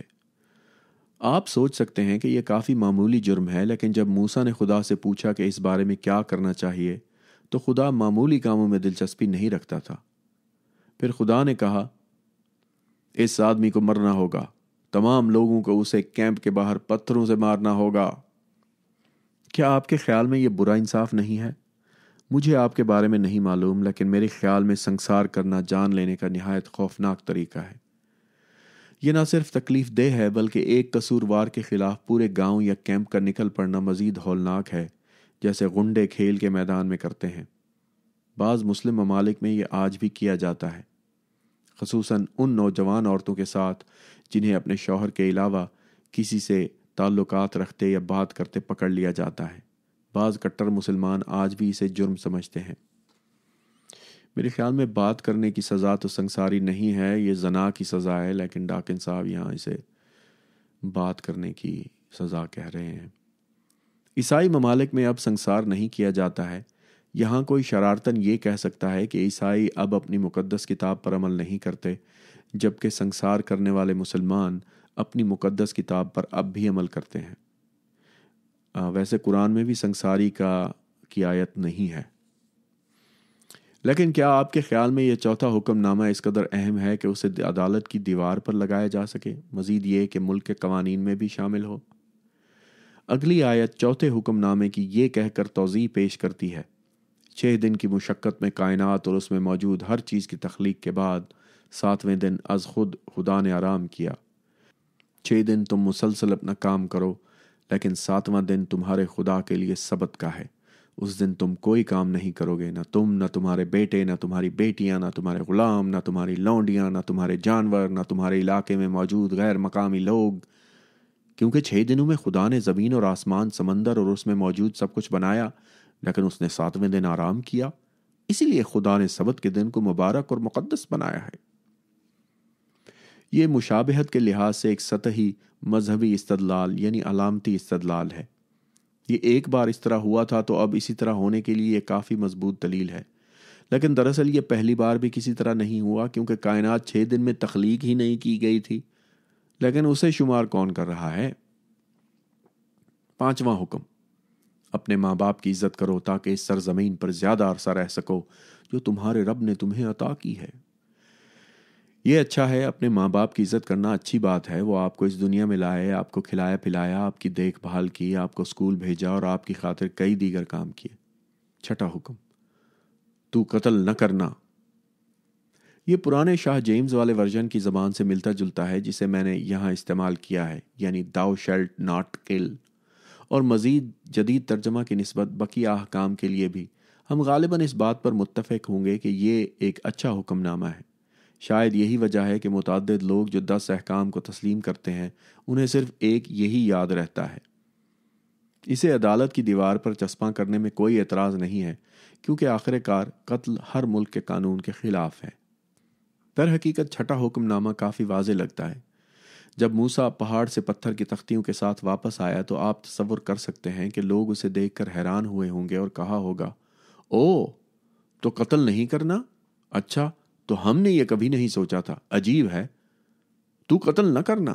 خیر ٹھیک ہے، میں اسے یاد رکھوں گا، اب سے لوگوں کا قتل بند۔ اگرچہ یہ کافی واضح لگتا ہے، لیکن 6 حکم نامے کی جنگوں میں بڑے پیمانے پر خلاف ورزی کی جاتی ہے، اور وہ بھی اہل کلیسا کی دعاؤں کے ساتھ۔ ہم پہلے ہی بائبل کی داستانوں میں دیکھ چکے ہیں کہ کیسے بنی اسرائیل نے لیبن سراؤم کے لیے اپنی لڑائی میں معصوم لوگوں کے خلاف اس کی خلاف ورزی کی جو اس موعود سرزمین پر پہلے سے رہ رہے تھے، اور ایسا خدا کی طرف سے واضح احکامات کے ساتھ کیا۔ پہلی جنگ عظیم میں برطانوی فوجیوں کو جرمن فوجیوں کو مارنے کا حکم دیا گیا تھا، اور جرمن فوجیوں کو اپنے دشمنوں یعنی برطانوی فوجیوں کو مارنے کے لیے اسی طرح کے احکامات دیے گئے تھے۔ دونوں فریقوں کا خیال تھا کہ خدا ان کے ساتھ ہے، جس نے شاعر جے.سی. اسکوائر کو یہ لکھنے کی ترغیب دی: خدا نے جنگ میں مشغول لوگوں کو یہ گیت گاتے سنا: خدا انگلینڈ کو تباہ کرے اور خدا بادشاہ کو محفوظ رکھے، خدا یہ، خدا وہ، خدا فلاں فلاں۔ خدا نے کہا میں نے اپنا کام ختم کر دیا ہے۔ پوری تاریخ میں بظاہر خدا کی خوشنودی سے قتل کرنے کا حکم دینا جاری رہا ہے۔ اس بارے میں ذرا سوچیں۔ ان امریکی ریاستوں میں جہاں قاتلوں کو پھانسی دی جاتی ہے، مجرم کو مقدمے کے لیے لایا جاتا ہے، اس میں کئی ہفتے یا مہینے لگ سکتے ہیں، اور استغاثہ کے وکیل کو بنا کسی شک کے جیوری کو مجرم کے جرم کے ارتکاب کا قائل کرنا پڑتا ہے۔ سزائے موت پر عمل درآمد سے پہلے متعدد اپیلیں دائر کی جا سکتی ہیں۔ بالآخر موت کے حتمی اجازت نامے پر ریاستی گورنر کے دستخط ہوتے ہیں، جو اس ذمہ داری کو کافی سنجیدگی سے لیتا ہے، اور پھر پھانسی کی صبح ایک آخری پسندیدہ ناشتے کی ایک سنگین رسم ہے۔ لیکن جب جنگ میں ایک برطانوی فوجی نے ایک جرمن فوجی کو مار ڈالا تو جرمن فوجی نے، جہاں تک برطانوی فوجی جانتا تھا، کوئی جرم نہیں کیا تھا، عدالت میں اس پر مقدمہ نہیں چلایا گیا تھا، اسے باضابطہ طور پر موت کی سزا نہیں دی گئی تھی، وہ کسی وکیل کو کال نہیں کر سکتا تھا، اور اسے اپیل کا کوئی حق نہیں تھا۔ ہو سکتا ہے کہ وہ فوج کے لیے بھی رضاکارانہ طور پر نہ آیا ہو، بلکہ اس کی مرضی کے خلاف اسے بلا لیا گیا ہو، اور تب بھی ہم نے اسے مارنے کا حکم دے دیا۔ دوسری جنگ عظیم میں دونوں اطراف کے بمبار عملے کو حکم دیا گیا کہ وہ دوبارہ بغیر کسی مقدمے کی سماعت کے ہزاروں بلکہ لاکھوں عام شہریوں کو ہلاک کر دیں۔ تو قتل نہ کرنا؟ برطانیہ میں آپ کو یہ اعلان کر کے فوجی خدمات سے استثناء مل سکتا ہے کہ آپ قتل کرنے سے انکار کرنے والے باشعور ہیں، یعنی کانشینشس آبجیکٹر ہیں، لیکن پھر آپ کو قتل کے بارے میں اپنے اعتراض کا جواب پیش کرنے کے لیے ٹرائبیونل کے سامنے جانا پڑتا ہے، لیکن ان کو راضی کرنا کافی مشکل کام ہے۔ لڑائی کی اجازت نہ ہونے کا آسان ترین طریقہ یہ تھا کہ کسی کے والدین امن پسند مذہب سے تعلق رکھتے ہوں، جیسے کویکرز۔ لیکن اگر آپ خود ہی یہ سوچ لیتے، جنگ کے غیر اخلاقی ہونے پر شاید PhD کا مقالہ بھی لکھ لیتے ہیں، پھر بھی آپ کو ٹریبونل کو راضی کرنا پڑے گا کہ آپ کو فوج سے باہر رہنے کی اجازت دی جانی چاہیے۔ اگر آپ کامیاب ہو جاتے ہیں تو اس کی بجائے آپ کوئی ایمبولینس چلائیں گے۔ میں شاید انہیں قائل کرنے میں ناکام ہو جاتا، لیکن میں خفیہ طور پر نشانہ ہی غلط لگاتا۔ چھٹے حکم نامے کا اصل مطلب یہ تھا کہ تو اپنے قبیلے کے لوگوں کو قتل نہ کرنا، بشرطے کہ وہ سبت کے دن لکڑیاں جمع کریں یا دیگر ناقابل معافی جرائم کا ارتکاب کریں، جیسا کہ ہم جانتے ہیں، کیونکہ خدا کے کردار نے اپنے لوگوں کو دیگر قبائل کو خوشی اور جوش سے مارنے کا حکم دیا تھا۔ 7واں حکم، تو زنا نہ کرنا۔ یہ بالکل واضح لگتا ہے، کسی شادی شدہ سے جنسی تعلق نہ قائم کرنا، لیکن شاید آپ ایسے حالات کا تصور بھی کر سکتے ہیں جہاں اس میں نرمی کی جانی چاہیے، جیسے جب کسی کو ناخوش اور طویل بے تعلق سی شادی شدہ زندگی میں کسی اور کے ساتھ گہری محبت ہو جاتی ہے، جیسا کہ ہم بعد میں دیکھیں گے۔ کچھ لوگ اخلاقی اصولوں کو کسی بھی حالت میں مطلق اور ناقابل تلافی سمجھتے ہیں، جبکہ دیگر لوگوں کا خیال ہے کہ خاص معاملے کے لحاظ سے قواعد میں نرمی لائی جانی چاہیے۔ بہرحال بہت سے لوگ یہ کہیں گے کہ ہر فرد کی محبت کی زندگی اس کا ذاتی معاملہ ہے اور یہ ریاستی عدالت میں چسپاں حکم سے متعلقہ نہیں ہے، جیسے یہ ملک کا قانون ہو۔ 8واں حکم، تو چوری نہ کرنا۔ جیسا کہ تو قتل نہ کرنا کے متعلق کہا گیا، اسی طرح اسے بھی عدالت میں رکھنے کے حوالے سے کوئی اعتراض نہیں ہے۔ قتل کی طرح چوری چکاری بھی تمام ممالک میں قانون کے خلاف ہے۔ 9واں حکم، اپنے ہمسایہ کے خلاف جھوٹی گواہی نہ دینا۔ جی ہاں، بلا شبہ کسی کے خلاف بھی جھوٹی گواہی نہ دیں، یعنی کسی کے بارے میں جھوٹ بولنا، خواہ وہ ہمسایہ ہو یا کوئی اور ایک بار پھر یہ قانون کی بنیاد ہے کہ گواہوں کو ہمیشہ سچ بولنا چاہیے، مکمل سچ اور سچ کے علاوہ کچھ نہیں، خاص طور پر جب حلف لیا ہو۔ یہاں ویسے عیسائی لوگ یہ کہہ سکتے ہیں کہ بھائی قانون آپ کہہ رہے ہیں کہ قانون کی بنیاد ہے کہ گواہوں کو سچ بولنا چاہیے، لیکن یہ اس کمینڈمنٹ سے آیا ہے، تو اس صورت میں he didn't address that. 10واں حکم، اپنے پڑوسی کے گھر کا لالچ نہ کرنا، نہ اپنے پڑوسی کی بیوی کا، نہ اس کے خادم اور خادمہ کا، نہ اس کے بیل، نہ اس کے گدھے، اور نہ ہی کسی ایسی چیز کا جو تمہارے پڑوسی کی ہو۔ لالچ یعنی کوٹ ایک طرح سے حسد، انوی کے معنی میں استعمال ہونے والا ایک قدیم لفظ ہے جس کا اضافی مطلب اس حسد کردہ چیز یا فرد کو حاصل کرنا بھی ہے۔ کسی ایسے فرد سے حسد نہ کرنا مشکل ہو سکتا ہے جو آپ سے کہیں زیادہ خوش قسمت ہو، لیکن بلا شبہ یہ قانونی معاملہ نہیں ہے جب تک کہ آپ واقعی باہر نہیں جاتے اور جس چیز کی آپ کو خواہش ہے اس پر زبردستی قبضہ نہیں کر لیتے۔ حتیٰ کہ کچھ سیاسی انقلابیوں کے مطابق شاید اس کا بھی جواز پیش کیا جاتا ہے۔ ان کے خیال میں ریاست کا ذاتی دولت کو ضبط کرنا اور اسے ہر ایک کے لیے استعمال کرنا جائز ہے۔ میں کمیونسٹ یا انارکسٹ نہیں ہوں، لیکن شاید آپ دیکھ سکتے ہیں کہ ان کا تعلق کہاں سے جڑتا ہے۔ دیگر لوگ جو خود کو آزاد خیال سمجھتے ہیں وہ انتہائی مخالف نقطے پر چلے جاتے ہیں۔ ان کے خیال میں ٹیکس لگانا بھی چوری کی ایک قسم ہے۔ میرے خیال میں اس نے لبرٹیرینز کو آزاد خیال ترجمہ کیا ہے، جو غلط ہے۔ ان کے خیال میں ٹیکس لگانا بھی چوری کی ایک قسم ہے، یعنی غریبوں کی ادائیگی کے لیے امیروں کو لوٹنا۔ افسانوی تیر انداز رابن ہوڈ نے بالکل ایسا ہی کیا، اور بعض حلقوں میں اس کی ایک خاص رومانوی کشش ہے۔ اسی کے مثل اس کے جدید ہم اثر وائلڈ ویسٹ کے جیسی جیمز اور آئرش لٹیرا ولی برینن ہے۔ ویسے غور کریں کہ 10ویں حکم نامہ میں پڑوسی کی بیوی اس کے ملازمین کو اس کے گھر اور جانور کی طرح اس کی ملکیت گردانا چاہتا ہے۔ آپ اس خیال کے بارے میں کیا سوچتے ہیں کہ عورت کسی مرد کی ملکیت ہو، اس کے زیر ملکیت مال کی طرح ایک چیز جس کا وہ مالک ہے؟ میرے خیال میں یہ ایک خوفناک نظریہ ہے، لیکن یہ بہت ساری ثقافتوں میں طویل عرصے سے پیوست ہے، اور ہم آج بھی اسے پاکستان اور سعودی عرب جیسی جگہوں پر دیکھتے ہیں جہاں اسے ریاستی مذہب کے ذریعے منظوری دی گئی ہے۔ کچھ لوگ، میں نہیں، سمجھتے ہیں کہ یہ طریقہ اس کے احترام کرنے کی ایک اچھی وجہ ہے۔ ہو سکتا ہے کہ آپ نے یہ جملہ سنا ہو کہ یہ ان کی ثقافت کا حصہ ہے، بائیں وجہ ہمیں اس کا احترام کرنا چاہیے۔ جب میں یہ لکھ رہا ہوں اسی دورانیے میں سعودی عرب میں خواتین کے گاڑی چلانے کی اجازت سے متعلق ایک قانون منظور ہوا ہے۔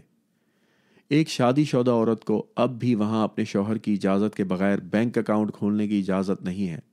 اسے اکیلے گھر سے باہر جانے کی اجازت نہیں ہے جب تک کہ اس کے ساتھ اس کے شوہر یا مرد رشتہ دار نہ ہوں، جو ایک چھوٹا بچہ بھی ہو سکتا ہے۔ ذرا اس منظر کا تصور کریں، ایک بالغ عورت شاید یونیورسٹی سے تعلیم یافتہ اپنے 8 سالہ بیٹے سے گھر سے باہر جانے کی اجازت طلب کرتی ہے، اور اس بچے کو اس کے ساتھ مرد محافظ کی حیثیت سے جانا ہوگا۔ یہ خواتین سے نفرت کرنے والے قوانین اسلام سے متاثر ہیں۔ میں تصور کر سکتا ہوں کہ اگر 10واں حکم نامہ کسی امریکی عدالت میں رکھا جاتا ہے تو بہت سی خواتین اس بارے میں رائے دیں گی، اور وقت کے ساتھ آگے بڑھتے ہوئے کم از کم ہم مساوات کے مفاد میں اسے شامل کر سکتے ہیں کہ اپنے پڑوسی کے شوہر کو لالچ کی نظر سے نہ دیکھیں، نہ اس کی جیگوار کو، نہ اس کی ڈاکٹری کی ڈگری کو۔ بلا شبہ یہ 10 احکام فرسودہ ہو چکے ہیں۔ بائبل کو ہزاروں سال قبل لکھے جانے کے حوالے سے قصوروار ٹھہرانا مناسب نہیں، جب مرد اپنی بیویوں کے مالک ہوتے تھے اور ان کی سب سے اہم ملکیت ان کے غلام ہوا کرتے تھے۔ بلا شبہ ہم ان پرانے برے دنوں سے آگے بڑھ چکے ہیں، لیکن کیا یہ جامع نکتہ نہیں؟ جی ہاں، ہم آگے بڑھ چکے ہیں، اور یہی وجہ ہے کہ ہمیں بائبل سے اپنی اخلاقیات، اپنے صحیح اور غلط اور اپنے کرنے اور نہ کرنے والے کاموں کے بارے میں رہنمائی حاصل نہیں کرنی چاہیے۔ در حقیقت یہ ہمیں بائبل سے حاصل ہی نہیں ہوتا۔ اگر ہم نے ایسا کیا تو ہم اب بھی سبت کے دن کام کرنے کی وجہ سے لوگوں کو سنگسار کر رہے ہوتے، یا غلط خداؤں کی پرستش کے سبب سے۔ لیکن کوئی کہہ سکتا ہے کہ یہ محض عہد نامہ قدیم میں ہے، تو آئیے ہم اپنی اخلاقیات عہد نامہ جدید سے حاصل کریں۔ خیر، یہ بہتر خیال ہو سکتا ہے۔ مثال کے طور پر عیسیٰ نے پہاڑ کے خطبے میں کچھ اچھی عمدہ باتیں کہی ہیں جو بلا شبہ عہد نامہ قدیم سے کافی مختلف ہیں، لیکن ہم یہ کیسے معلوم کر سکتے ہیں کہ بائبل میں کون سے بیانات اچھے ہیں اور کون سے برے؟ ہم یہ فیصلہ کیسے کریں گے؟ یہ فیصلہ بائبل کے علاوہ کسی اور چیز پر مبنی ہونا چاہیے، بصورت دیگر یہ غیر مبہم استدلال ہوگا، بشرطے کہ آپ کوئی ایسا اصول بنائیں کہ بعد والی آیات پہلے والی آیات پر سبقت رکھتی ہے۔ ویسے اسلام کا بالکل یہی اصول ہے، لیکن بدقسمتی سے یہ غلط راستے پر ہی ختم ہو جاتا ہے۔ حضرت محمد نے مکہ میں اپنے ابتدائی دنوں میں بعض بہت عمدہ باتیں کہیں، لیکن بعد میں ان کے مدینہ منتقل ہونے کے بعد وہ تاریخی حالات سے وابستہ وجوہات کی بنا پر بہت زیادہ جنگجو بن گئے۔ اسلام کے نام پر کی جانے والی بہت ساری خوفناک باتوں کا قرآن میں بعد کی مدنی آیات سے جواز پیش کیا جاتا ہے، جو باضابطہ نظریے کے مطابق اس سے پہلے کی اچھی مکی آیات کے منافی ہیں۔ یہ ناسخ اور منسوخ کی بات ہو رہی ہے۔ آئیے عیسائی بائبل کی طرف واپس آتے ہیں۔ اس میں ایسا کچھ بھی نہیں ہے جس میں کہا گیا ہو کہ عہد نامہ قدیم کے بارے میں بھول جاؤ اور یہ جاننے کے لیے صرف عہد نامہ جدید پڑھو، یعنی نیو ٹیسٹامنٹ پڑھو کہ صحیح یا غلط کیا ہے۔ عیسیٰ ایسا کہہ سکتا تھا، لیکن در حقیقت متی نے اس کے بالکل برخلاف کہا۔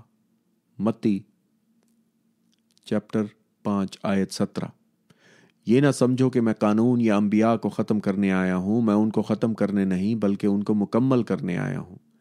میں تمہیں سچ بتا رہا ہوں، حتیٰ کہ آسمان اور زمین غائب ہو جائیں، ایک چھوٹے سے چھوٹا حرف، قلم کی ایک معمولی ضرب بھی زائل ہو جائیں، لیکن قانون کا ایک لفظ بھی غائب نہیں ہوگا جب تک کہ ہر کام مکمل نہ ہو جائے۔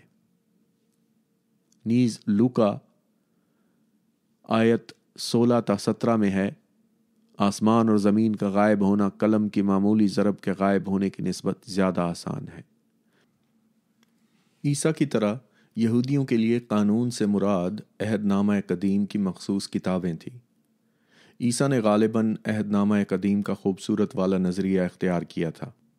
متی 7:12 میں وہ اس کی بجائے ایک اچھا اصول بیان کرتا ہے، جسے ہم سنہری اصول کے نام سے جانتے ہیں۔ اس شخص نے لفظ بلفظ ترجمہ کیا ہوا ہے، مطلب ترجمہ کیا ہے گوگل ٹرانسلیٹ میں ڈال کے، اس کے بعد اسے دوبارہ پڑھنے کا تکلف بھی نہیں کیا کہ یہ دیکھے کہ اس کا کوئی مطلب بھی بنتا ہے یا میں صرف بکواس کر رہا ہوں۔ متی 7:12 میں وہ اس کی بجائے ایک اچھا اصول بیان کرتا ہے جسے ہم سنہری اصول کے نام سے جانتے ہیں، یعنی دوسرے لوگوں کے ساتھ ویسا ہی سلوک کریں جس طرح آپ چاہتے ہیں کہ وہ آپ سے سلوک کریں، اور یہ کہتے ہوئے آگے چلتے ہیں کہ یہ عہد نامہ قدیم کا مرکزی پیغام ہے۔ یہ کون کہتے ہوئے آگے چل رہا ہے؟ مترجم صاحب۔ اس لیے ہر چیز میں دوسروں کے ساتھ ویسا کرو جیسا آپ چاہتے ہیں کہ وہ آپ کے ساتھ کریں، اور اس سے قانون اور انبیاء کا اجتماع ہو جاتا ہے۔ This is ridiculous۔ یہ سچ ہے کہ آپ عہد نامہ قدیم میں سنہری اصول کی طرح کچھ ایسی ہی چیزیں تلاش کر سکتے ہیں۔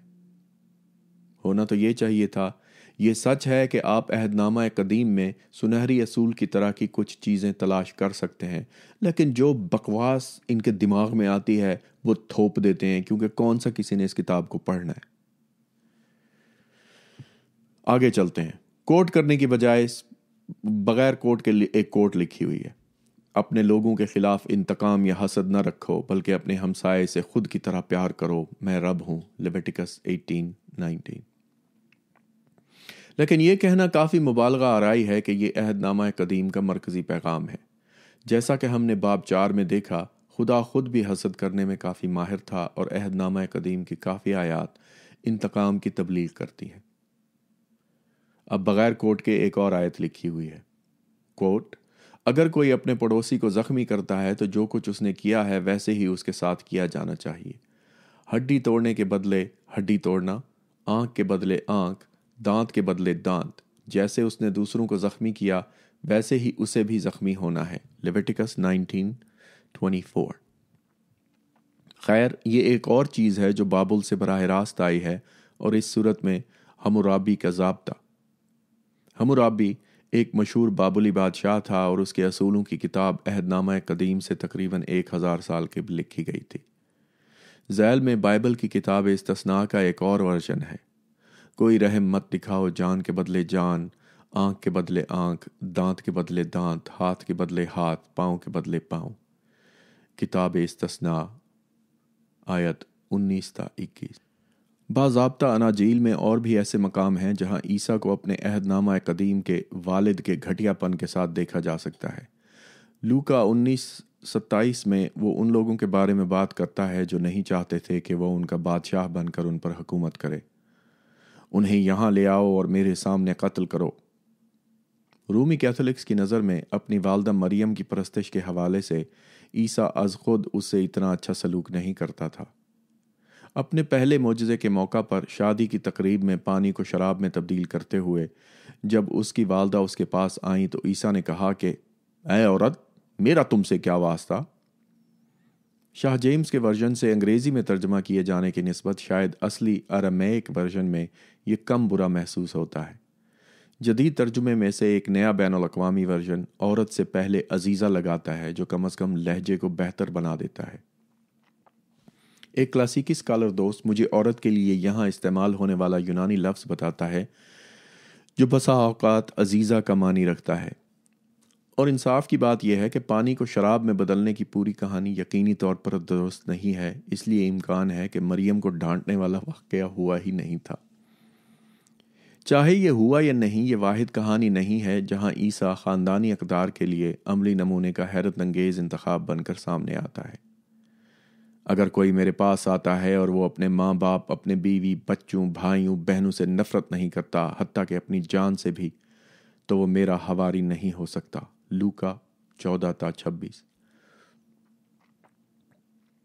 ویسے اسی طرح کی بات قرآن شریف میں بھی ہے۔ ایک دوسرے موقع پر عیسیٰ لوگوں کے مجمع سے بات کر رہا تھا اور اسے یہ بتایا گیا کہ اس کی ماں اور اس کے بھائی انتظار کر رہے ہیں، اس امید پر کہ وہ ان کے ساتھ کوئی بات کرے۔ ایک بار پھر وہ دھتکارتا ہے۔ کسی نے اسے بتایا کہ آپ کی ماں اور بھائی باہر کھڑے ہیں اور آپ سے بات کرنا چاہتے ہیں۔ اس نے انہیں جواب دیا، میری ماں اور میرے بھائی کون ہیں؟ اور اس نے اپنے حواریوں کی طرف ہاتھ ہلایا اور کہا، یہ میری ماں اور میرے بھائی ہیں۔ متی 12:48۔ دیگر مواقع پر عیسیٰ نہ اتنا برا اور جاہل بن کر سامنے آیا ہے اور نہ بہت اچھا۔ گارڈینی کے علاقے میں عیسیٰ بھوتوں کے شکار لوگوں کے پاس آیا۔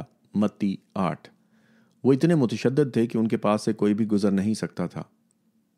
شاید شکیزوفرینیا یا اس وقت کوئی اور ذہنی بیماری ہوگی، لیکن عیسیٰ نے اپنے زمانے کے جھوٹے عقیدے یعنی شیطانوں پر اعتقاد کی پیروی کی۔ اس نے شیطانوں کو انسانوں سے باہر نکلنے کا حکم دیا، لیکن شیطانوں کے پاس جانے کے لیے کوئی اور جگہ نہیں تھی۔ اس لیے اس نے انہیں بتایا کہ سوروں کے جھنڈ میں داخل ہو جاؤ جو قریب ہی چل رہے تھے۔ شیطانوں نے ایسا ہی کیا اور بیچارے سور، جنہیں اب گارڈین سور کے نام سے جانا جاتا ہے، سیدھی پہاڑی کی طرف دوڑے گئے اور ڈوب گئے۔ اگر وہ سارے ڈوب گئے تھے تو پھر ان کے بچوں کو گارڈین سور کیوں کہا جاتا ہے؟ خیر، یہ کوئی اچھی کہانی نہیں ہے۔ بلا شبہ میں پہلی صدی کے ایک شخص کو ذہنی بیماری سے لا علمی کے لیے مورد الزام نہیں ٹھہراؤں گا۔ اپنے وقت کے معیار کے مطابق گزرے وقت کے لوگوں کا انصاف کرنا ان چیزوں میں سے ایک ہے جو اچھے مورخین نہیں کرتے۔ لیکن عیسیٰ کو کوئی عام آدمی نہیں سمجھا جاتا، اسے خدا تصور کیا جاتا ہے۔ کیا خدا کو بہتر معلوم نہیں ہونا چاہیے؟ عیسیٰ کوئی برا آدمی نہیں تھا، وہ اپنے زمانے کا ایک عام آدمی ہوگا۔ ذرا تصور کریں کہ یہ کتنا مؤثر ہوگا اگر عیسیٰ نے کہا ہوتا، میں واقعی آپ سے کہتا ہوں کوئی شیطان نہیں ہے، کوئی چیز ایسی نہیں جو انسان سے نکل کر خنزیروں میں داخل ہو سکے۔ اس شخص کے دماغ میں کوئی خلل ہے، کہیں بھی کوئی شیطان نہیں ہے۔ اس سے بھی بہتر ذرا تصور کریں کہ ہم کتنے متاثر ہوتے اگر عیسیٰ نے اپنے حواریوں سے کہا ہوتا کہ زمین سورج کا چکر لگاتی ہے، تمام جاندار مخلوقات آپس میں کزن ہیں، زمین اربوں سال پرانی ہے، دنیا کا نقشہ لاکھوں سال بعد بدل جاتا ہے۔ لیکن نہیں، اس کی دانش مندی متعدد پہلوؤں سے متاثر کن تھی۔ وہ اپنے دور کے ایک اچھے انسان کی طرح تھی، نہ کہ خدا جیسی۔ محض ایک انسان، اگرچہ ایک اچھا انسان۔ اور سوچئے کہ ہم کتنے متاثر ہوتے اگر حضرت محمد خدا کا پیغام دیتے ہوئے کہتے، اے مومنو، سورج آسمان کے دوسرے ستاروں کی طرح ایک ستارہ ہے، بس محض ان سے زیادہ نزدیک ہے۔ لگتا ہے کہ یہ مشرق میں طلوع ہوتا اور مغرب میں غروب ہونے تک آسمان میں سفر کرتا ہے، لیکن حقیقتاً صرف زمین گھوم رہی ہے، جس سے لگتا ہے کہ یہ ایسا ہے۔ لیکن افسوس، اس نے ایسا نہیں کہا۔ اس نے اصل میں جو کہا وہ یہ تھا کہ سورج دلدل میں غروب ہوتا ہے۔ یا فرض کریں الیاس یا یاسیہ نے کہا ہوتا، اے بنی اسرائیل، اپنے رب کی بات سنو، خدا نے مجھے خواب میں بتایا ہے کہ روشنی سے تیز کوئی چیز نہیں چل سکتی۔ اس کی بجائے ہمیں جو سننے کو ملتا ہے وہ بس ایک خدا کی پرستش کرنے کے احکام ہیں، نیز یہ کہ زندگی کیسے گزاری جائے، وہ سب چیزیں جو اس دور کے لوگوں کو پیش آ سکتی ہیں۔ آپ کو بائبل میں مزید اچھی آیات مل سکتی ہیں، میرے تجربے کے مطابق اگرچہ زیادہ نہیں، لیکن بعض عہد نامہ قدیم میں بھی مل جائیں گی۔ لیکن ہم کس طرح یہ فیصلہ کریں گے کہ کون سی آیات کو نظر انداز کرنا ہے کیونکہ وہ بری ہیں، اور کون سی آیات کو فروغ دینا ہے کیونکہ وہ اچھی ہیں؟ اس کا جواب یہ ہوگا کہ ہمارے پاس فیصلہ لینے کے لیے کوئی اور معیار ہے۔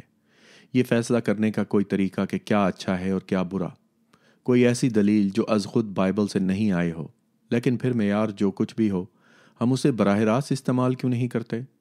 اگر ہمارے پاس یہ فیصلہ کرنے کے لیے کوئی آزاد معیار ہے کہ بائبل کی کون سی آیات اچھی ہیں اور کون سی بری، تو پھر بائبل کی پرواہ کیوں کریں؟ لیکن آپ کہہ سکتے ہیں کہ یہ آزادانہ معیارات کے متعین کرنے میں کافی معلومات فراہم کرتی ہے۔ یعنی حقیقت میں ہم یہ فیصلہ کیسے کریں گے کہ کیا اچھا ہے اور کیا برا ہے، اور اسی طرح سے اتفاقی طور پر مقدس کتابوں کی کون سی آیات اچھی ہیں اور کون سی بری؟ یہی اگلے باب کا موضوع ہے۔ باب نمبر 6، ہم کیسے فیصلہ کرتے ہیں کہ کیا اچھا ہے؟ تمام دیگر جانوروں کی طرح ہم انسان ہزاروں لاکھوں سالوں کے ارتقاء کا نتیجہ ہیں۔ دماغ بھی جسم کے تمام دیگر حصوں کی طرح ارتقاء پاتا ہے۔ اس کا مطلب ہے کہ ہم جو کرتے ہیں، ہمیں جو کرنا پسند ہوتا ہے، جو ٹھیک یا غلط لگتا ہے، ان کا بھی ارتقاء ہوتا ہے۔ ہم اپنے اجداد سے میٹھی چیزوں کے لیے پسندیدگی اور گلنے سڑنے کی بو کے لیے برا رد عمل وراثت میں پاتے ہیں۔ ہمیں اپنی جنسی خواہشات بھی اپنے اجداد سے وراثت میں ملتی ہیں۔ یہ سب سمجھنا آسان ہے۔ معتدل میٹھا ہمارے لیے اچھا ہے، لیکن زیادہ کھانا بھی اچھا نہیں۔ ہم ایک ایسی دنیا میں رہتے ہیں جہاں بہت زیادہ میٹھا فوری دستیاب ہو جاتا ہے، لیکن افریقی سوانہ میں رہنے والے ہمارے جنگلی اجداد کے لیے یہ سچ نہیں تھا۔ ان کے لیے پھل کافی تھے اور متعدد پھلوں میں میٹھے کی مقدار معتدل تھی۔ بہت زیادہ میٹھا حاصل کرنا ناممکن تھا، تو ہم اس کے لیے ایک بے لاگ کشش میں مبتلا ہوئے۔ گلنے سڑنے کی بو خطرناک جراثیم کے ساتھ وابستہ ہے۔ گلے سڑے گوشت سے پرہیز نے ہمارے اجداد کو فائدہ پہنچایا اور اس میں بدبو سے کراہت شامل تھی۔ ارتقاء ہی کی وجہ سے ہمارے اندر مخالف جنس کے لیے خواہش پیدا ہوئی۔ جنسی خواہش بچے پیدا کرنے کا پیش خیمہ بنتی ہے۔ بچے پھر جینز موصول کرتے ہیں جو ان کے بڑے ہونے پر ان میں جنسی خواہش پیدا کرتے ہیں۔ ہم سب باپ دادا کے ایک ہی شجرے سے ہیں جنہوں نے مخالف جنس کے ساتھ ملاپ کیا، اور ایسا کرنے کی خواہش ہمیں ان سے ورثے میں ملی ہے۔ لیکن اب کچھ ایسی چیزیں بھی ہیں جن کو سمجھنا اتنا آسان نہیں ہے۔ ایسا معلوم ہوتا ہے کہ ہمیں دوسروں کے ساتھ حسن اخلاق سے پیش آنے کی خواہش بھی ورثے میں ملی ہے۔ ان کے ساتھ دوستی کرنا، وقت گزارنا، ان کا تعاون کرنا، پریشانی میں ان کے ساتھ ہمدردی کرنا، مشکلات میں ان کی مدد کرنا۔ ہمارے حسن اخلاق کی ارتقائی وجہ کی وضاحت کرنا مشکل ہے۔ اس کے لیے ہمیں ارتقاء کے حصے میں باب 11 تک انتظار کرنا پڑے گا۔ دریں اثنا میں آپ سے حسن اخلاق کو صرف ایک محدود حد تک قبول کرنے کا کہہ سکتا ہوں جو ہمارے ارتقائی ورثے کا حصہ ہے، جیسے جنسی خواہش، اور غالباً یہ ہمارے صحیح اور غلط کے احساس میں شامل ہو جاتے ہیں۔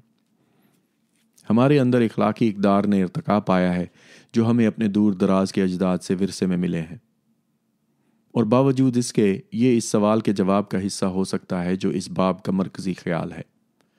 ایسا ہونا ضروری ہے کیونکہ وقت گزرنے کے ساتھ ساتھ ہمارا صحیح اور غلط کا نظریہ تبدیل ہو جاتا ہے، اور تاریخ کے وقت کے پیمانے پر اتنی تیزی سے تبدیلی آتی ہے کہ ارتقائی تبدیلی ظاہر نہیں ہو پاتی۔ اگر آپ کو اس جملے کا مطلب سمجھ میں آیا ہے تو آپ کو مبارک ہو۔ میرے خیال میں اگر رچرڈ ڈاکنز کو پتہ چل جائے کہ ان لوگوں نے اس کی کتاب کے ترجمے کے ساتھ کیا کھلواڑ کیا ہے، تو پہلے تو وہ ان کو جوتے مارے گا، اس کے بعد وہ اپنا کپڑے پھاڑ کر جنگل کی طرف بھاگ جائے گا۔ آگے چلتے ہیں۔ آپ اسے دہائیوں کے گزرنے کے ساتھ دیکھ سکتے ہیں۔ یہ کسی چیز کے ہوا میں ہونے جیسا ہے۔ بلا شبہ یہ لغوی اعتبار سے ہوا میں نہیں ہے، یہ بہت سی چیزوں کا مجموعہ ہے، اس لیے یہ ہوا میں لگتی ہے کیونکہ اسے کسی ایک جگہ ٹھہرایا نہیں جا سکتا۔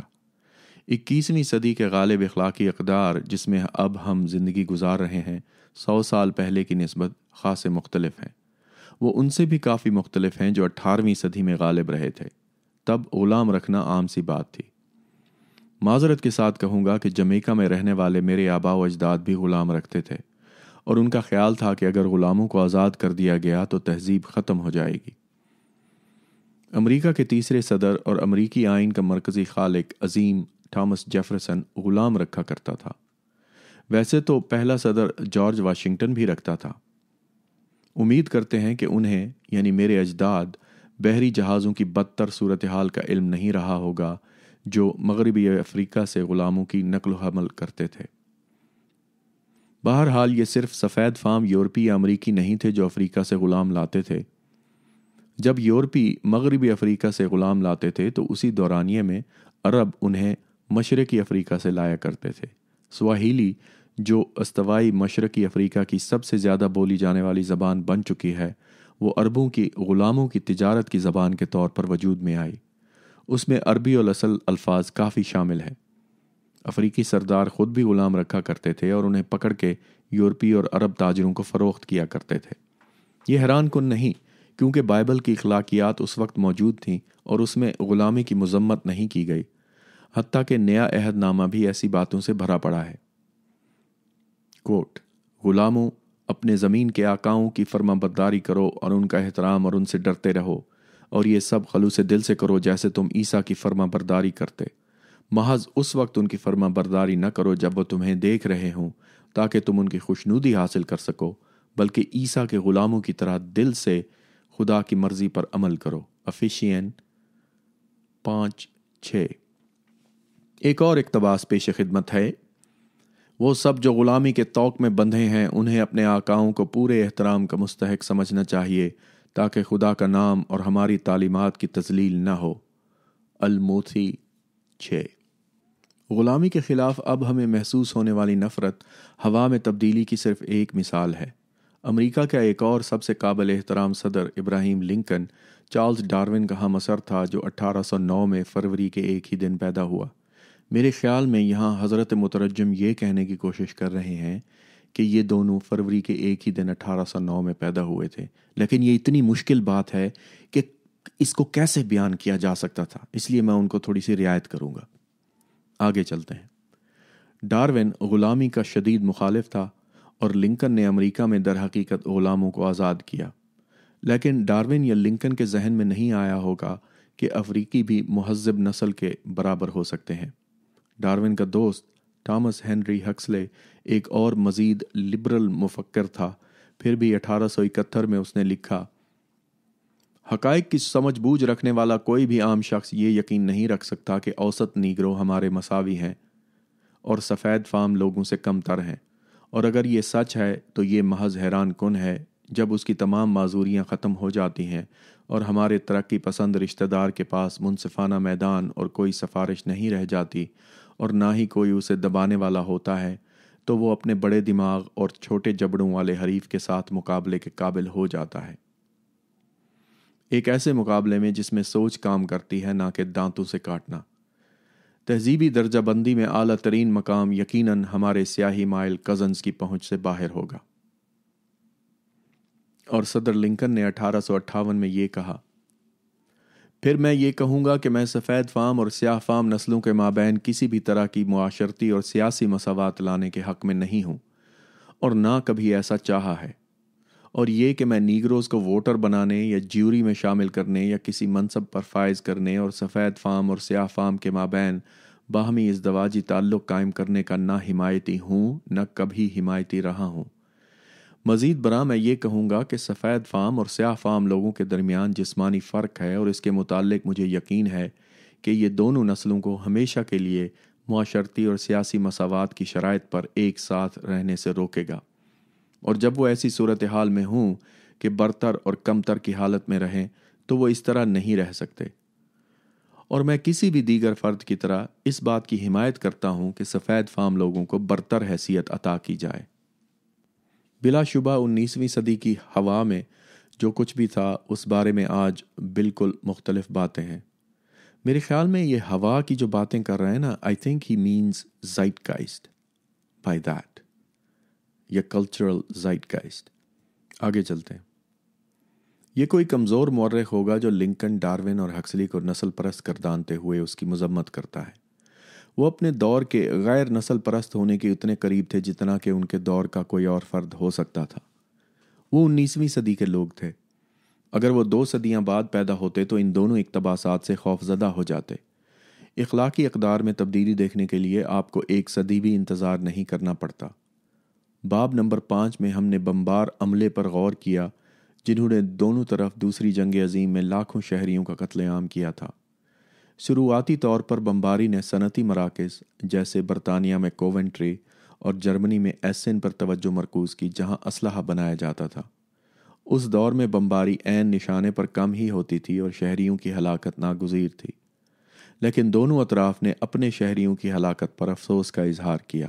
انہوں نے مزاحمت کی اور بعد میں جنگ میں بمباری کے حملے مزید بڑھ گئے۔ شہری ہلاکتیں ضمنی مصنوعہ اور ہدف بن گئیں۔ 13 اور 15 فروری 1945 کو 722 برطانوی اور 527 امریکی جہازوں نے دھماکہ خیز مواد اور آگ والے بموں کے ذریعے جرمنی کے قدیم اور خوبصورت شہر ڈریسڈن کو تباہ کر دیا۔ شہریوں کی ہلاکتوں کی درست تعداد کبھی معلوم نہیں ہو سکتی، لیکن حقیقت پسندانہ اندازے اسے 1 لاکھ سے زائد قرار دیتے ہیں۔ یہ ہر اس ایٹمی بم کے حملے میں ہونے والی ہلاکتوں کی تعداد کے قابل موازنہ ہے جنہوں نے اگست 1945 میں ہیروشیما اور ناگاساکی کو تباہ کیا تھا۔ اب نصف صدی آگے بڑھتے ہیں۔ بدقسمتی سے اب بھی جنگیں ہوتی ہیں، لیکن وہ اب بھی اتنی خطرناک نہیں ہیں جتنی کہ دونوں عالمی جنگیں تھیں۔ 2 خلیجی جنگوں میں اگرچہ کافی عام شہری ہلاکتیں ہوئی تھیں، لیکن انہیں بدقسمت غلطیاں، میرے خیال میں کولیٹرل ڈیمیج کو بدقسمت غلطیاں کا ترجمہ کیا گیا ہے، لیکن انہیں بدقسمت غلطیاں کہا جاتا ہے۔ سیاستدانوں نے اس پر معذرت کی اور وضاحت پیش کی کہ وہ ناگزیر نقصان تھیں جو جائز عسکری اہداف پر حملوں کی ضمنی مصنوعہ کے طور پر سامنے آئیں۔ جزوی طور پر یہ برقی ٹیکنالوجی میں ترقی کا نتیجہ ہے۔ سیٹلائٹ کنٹرول اور دیگر نیویگیشن سسٹمز کے تحت ہدایت یافتہ میزائلز اپنے آن بورڈ کمپیوٹر پر درج مخصوص پتے پر درست طور پر جا سکتے ہیں، اور یہ ڈریسڈن، لندن اور کوونٹری کی بلا امتیاز بمباری سے کافی مختلف ہے۔ لیکن اخلاقی فضا ہوا میں تحلیل ہو گئی ہے۔ دوسری جنگ عظیم میں ہٹلر اور رائل ایئر فورس کا مارشل سر آرتھر بامبر جیسے لوگ ہیرس کے شہریوں کو دل سے مارنا چاہتے تھے۔ Bomber Harris Royal Air Force میں اس کا ایک اور کم بولا جانے والا اضافی نظام کسائی ہیرس تھا کہ موجودہ ہم اثر معذرت کرتے ہیں جب کوئی شہری کسی بھٹکتے میزائل سے مارا جاتا ہے۔ اس کی کیا بکواس ہے، اس جملے کی کوئی تک نہیں بن رہی۔ آگے چلتے ہیں۔ کیا آپ یقین کر سکتے ہیں کہ عورتوں کو حال ہی میں پہلی بار ووٹ ڈالنے کی اجازت دی گئی تھی؟ برطانیہ میں خواتین کو مردوں کے مساوی ووٹ ڈالنے کے حقوق 1928 میں دیے گئے۔ 1918 تک کوئی عورت ووٹ نہیں ڈال سکتی تھی، اور پھر وہی ووٹ ڈال سکتی تھیں جو 30 سال کی عمر تک پہنچ چکی ہوں اور مخصوص املاک یا تعلیم کے معیار پر پورا اترتی ہوں۔ اس وقت مرد 21 سال کی عمر میں ہی ووٹ ڈال سکتے تھے۔ امریکہ میں خواتین کو 1920 میں یونین میں موجود انفرادی ریاستوں کے ساتھ مساوی طور پر ووٹ ڈالنے کا حق دیا گیا۔ فرانسیسی خواتین 1945 سے قبل ووٹ نہیں ڈال سکتی تھی، اور سوئس خواتین کو 1971 سے قبل اس کی اجازت نہ تھی، اور جہاں تک سعودی عرب کا تعلق ہے تو پوچھیں ہی مت۔ ویسے پاکستان میں تو 1947 سے ہی ووٹ ڈالتی آ رہی ہیں خواتین، تو یہ تو اچھی بات ہے ہمارے لیے۔ آگے چلتے ہیں۔ نکتہ یہ ہے کہ کچھ تبدیلیاں ہوتی ہیں، کچھ چیزیں ہوا میں I think he means zeitgeist ایسے پھیلتی ہیں کہ دہائیاں گزرنے کے ساتھ وہ چیزیں تبدیل ہو جاتی ہیں جسے لوگ قابل قبول سمجھنے لگتے ہیں۔ ایسا ڈرامائی تیزی سے ہوتا ہے۔ برطانیہ میں عورتوں کو ووٹ کا حق ملنے سے قبل اچھے نفیس مردوں کو ایسی باتیں کرتے دیکھا جا سکتا تھا کہ عورتیں اچھی اور خوبصورت ہو سکتی ہیں، لیکن وہ منطقی طور پر سوچ نہیں سکتی، انہیں ووٹ دینے کی اجازت بالکل نہیں ہونی چاہیے۔ کیا آپ تصور کر سکتے ہیں کہ آج کے دور میں کوئی ایسا کہے گا؟ میرے دوست ماہر نفسیات سٹیون پنکر نے ایک شاندار کتاب لکھی ہے جس کا نام the better angels of our nature, عنوان ابراہیم لنکن کا ایک قول ہے۔ وہ دکھاتا ہے کہ صدیاں اور 1000 سال گزرنے کے ساتھ ہم انسان کیسے اچھے، नफीस, कम मुतशद्दिद और कम जालिम हुए हैं। इस तब्दीली का जीनियाती इर्तिका और मज़हब से कोई ताल्लुक़ नहीं है। हवा में जो कुछ भी था वो मुंतकिल होता रहा है और सदियां दर सदियां हम इसे कुशादा जहन के साथ इसी सिमत में देख सकते हैं। ये वही सिमत है, लेकिन क्या ये दुरुस्त सिमत है? खैर, मेरे ख्याल में ऐसा ही है और मुझे तवक्को है कि आप भी ऐसा ही सोचते हैं। क्या ये सिर्फ इस वजह से है कि हम 21वीं सदी के लोग हैं? इसका फैसला मैं आप पर छोड़ता हूँ। लेकिन जब बाब 4 में हमने अहदनामा कदीम में खुदा के किरदार का जायज़ा लिया तो हम अपनी सदी के मेयारात के मुताबिक फ़ैसला कर रहे थे, बिल्कुल इसी तरह जैसे एक अच्छा तारीखदान इब्राहिम लिंकन के नस्ली तासुब के बायस उसे बुरा नहीं समझता। इसी तरह मौरखीन खुदा के बदतरीन कामों के हवाले से शायद उसे बुरा न समझे। मिसाल के तौर पर इसहाक का अपने वालिद के रहमो करम पर होना और यफ्ताह की बेटी और बेचारे अमालका और दीगर कबाइल के लिए जिनकी दूध और शहद की सरजमीन पर कब्जा करने के लिए बनी इसराइल को कहा गया था। अहदनामा कदीम में खुदा का किरदार महज उन इखलाकी इक़दार पर अमल कर रहा था जो उस वक्त की हवा में थे, यानी ज़ायद का इसका हिस्सा थे। लेकिन अगरचे हम उसके इखलाकी किरदार की इजाज़त दे सकते हैं, या बाबुल में यहूदियों के इखलाकी इक़दार जिन्होंने अहदनामा कदीम लिखा, लेकिन ये हमें अपने दौर में मुख्तलिफ काम को साबित कदमी के साथ हल करने से नहीं रोकता, और हमें आज के कदामत परस्तों की मुखालफत का हक हासिल है जो हमें उस दौर में वापस ले जाने की कोशिश करते हैं। ठीक है, तो इखलाकी इक़दार हवा में मौजूद होते हैं और वो सदी दर सदी हत्ता के दहाई दर दहाई में भी तब्दील होते हैं, लेकिन हमारे इर्तिकाई माजी के साथ वो असल में कहाँ से आती हैं और वो तब्दील क्यों होती हैं? जुज़वी तौर पर तब्दीलियाँ आम बातचीत से आती हैं जो कैफ़े, पब और खाने की मेज़ पर होती हैं। हम एक दूसरे से सीखते हैं, हम उन लोगों की कहानियाँ सुनते हैं जिन्हें हम सराहते हैं और उनकी नकल करने का आज़्म रखते हैं। हम नावल या अखबारों में आरा के तराशे पढ़ते हैं, पॉडकास्ट या यूट्यूब पर तकरीरें सुनते हैं और अपना जहन तब्दील कर लेते हैं। पार्लियामेंट और कांग्रेस सवालात पर बहस करते हैं और मरहलावार कानून तब्दील कर देते हैं। जज इस तरीके से कानून की तफहीम करते हैं कि आने वाली दहाइयों में वो तब्दील हो जाते हैं।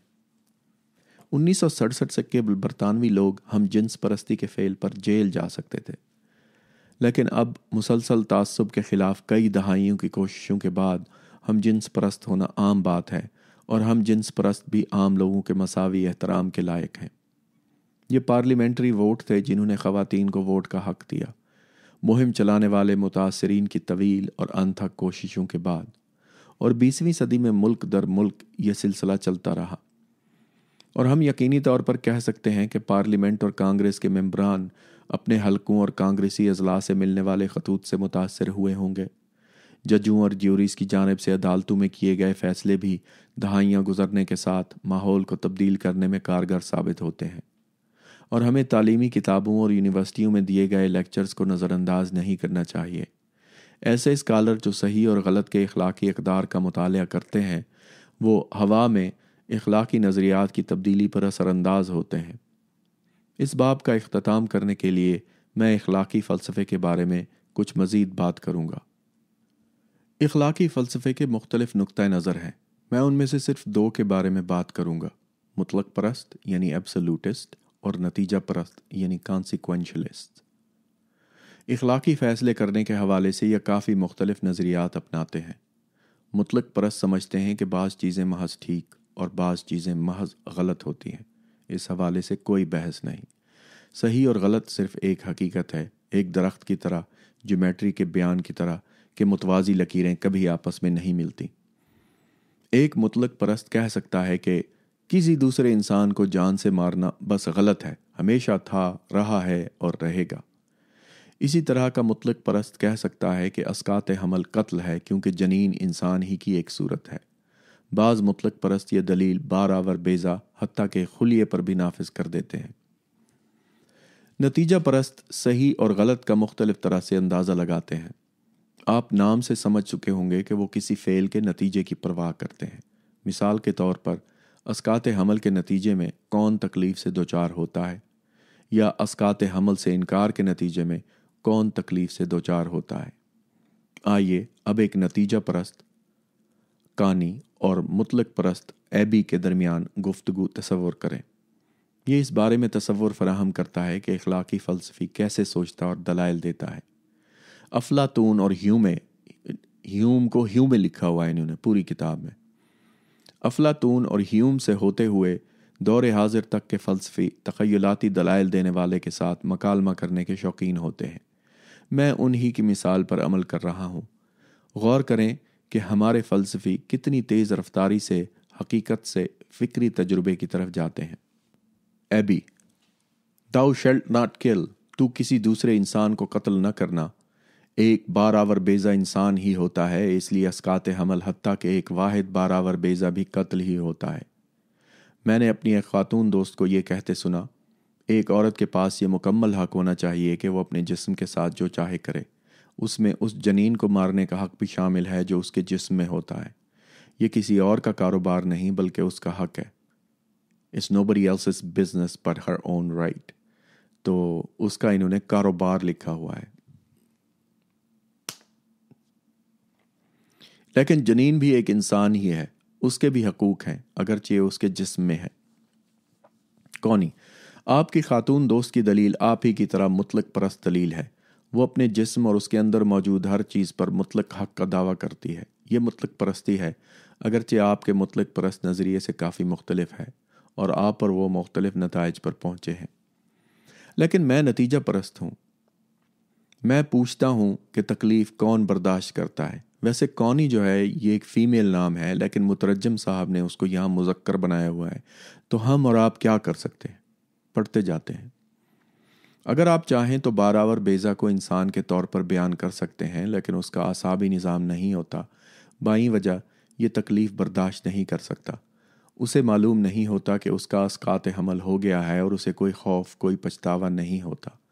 عورت میں اعصابی نظام ہوتا ہے۔ اگر اسے ایسا بچہ رکھنے پر مجبور کیا جائے جو وہ نہیں رکھنا چاہتی اور جس کی وہ دیکھ بھال نہیں کر سکتی، تب اسے تکلیف ہو سکتی ہے۔ آپ اور آپ کی خاتون دوست دونوں مطلق پرست ہیں۔ وہ حقوق نسواں کی مطلق پرست ہے۔ مجھے شبہ ہے آپ ایک مذہبی مطلق پرست ہیں۔ میں اس کے نتیجے سے متفق ہوں، لیکن کسی مختلف وجہ کے تحت۔ اس کی وجہ مطلق پرست ہے۔ ایک عورت کا مطلق حق ہے کہ وہ اپنے جسم میں جو کچھ ہو رہا ہے اس کی روک تھام کر سکے۔ میری وجہ نتیجہ پرستی ہے۔ ایک جنین کو تکلیف نہیں ہو سکتی، لیکن ایک عورت کو ہو سکتی ہے۔ ایبی، خیر میں متفق ہوں کہ ایک خلیے والا جنین تکلیف برداشت نہیں کر سکتا، لیکن یہ مکمل انسان بننے کی صلاحیت رکھتا ہے۔ اسقاط حمل اسے موقع سے محروم کر رہا ہے، تو کیا آپ اسے کسی نتیجہ سے محروم نہیں کریں گے؟ شاید میں بھی ایک طرح کا نتیجہ پرست ہوں، اپنی خاتون دوست کی نسبت کچھ زیادہ۔ کونی، ہاں میں مانتی ہوں کہ جنین کو اس کی مستقبل کی زندگی سے محروم کرنا ایک نتیجہ ہے، لیکن چونکہ خلیے کو اس بارے میں نہیں معلوم ہوتا اور اسے کوئی درد یا پچھتاوا بھی محسوس نہیں ہوتا، تو ہم پریشان کیوں ہوں؟ مزید برآں، جب بھی آپ جنسی عمل سے انکار کرتے ہیں تو آپ مستقبل کے انسان کو زندگی کا موقع حاصل کرنے سے محروم کر رہے ہوتے ہیں۔ کیا آپ نے کبھی اس بارے میں بھی سوچا ہے؟ ایبی، پہلی نظر میں یہ برا نکتہ نہیں، لیکن پھر بھی سپرم کے انڈے سے ملنے سے قبل وہاں کوئی مخصوص شخص نہیں ہوتا۔ جنسی عمل سے گریز کر کے آپ کسی انفرادی شخص کو وجود سے محروم نہیں کر رہے، کیونکہ ایسے لاکھوں سپرم اور لاکھوں ممکنہ افراد ہیں۔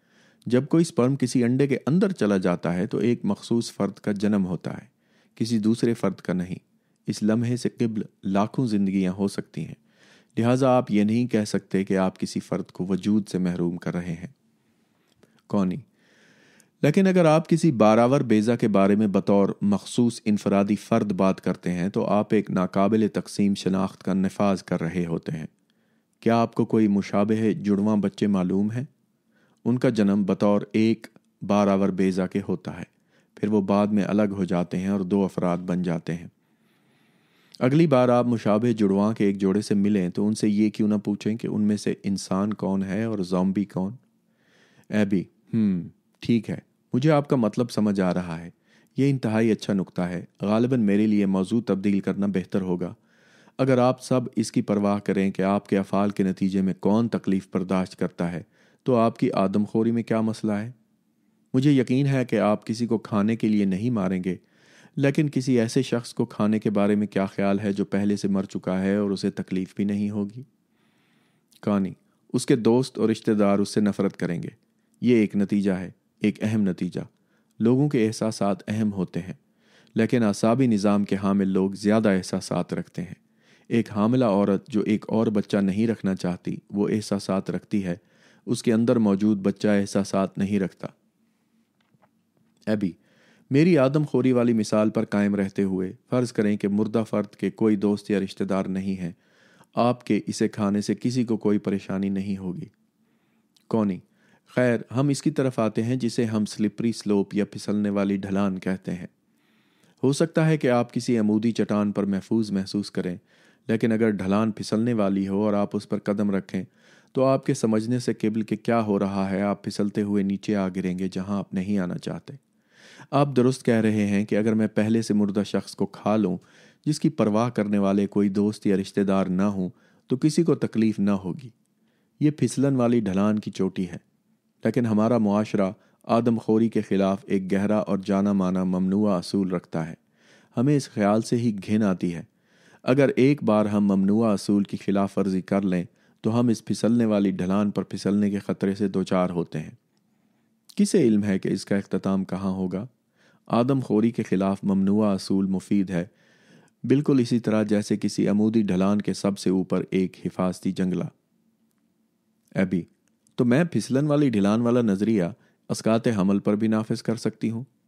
अब एबी जो है वो औरत बन गई है। पहले दो चार मकालमों में ये मर्द था, अब उसको मुज़क्कर बना दिया है।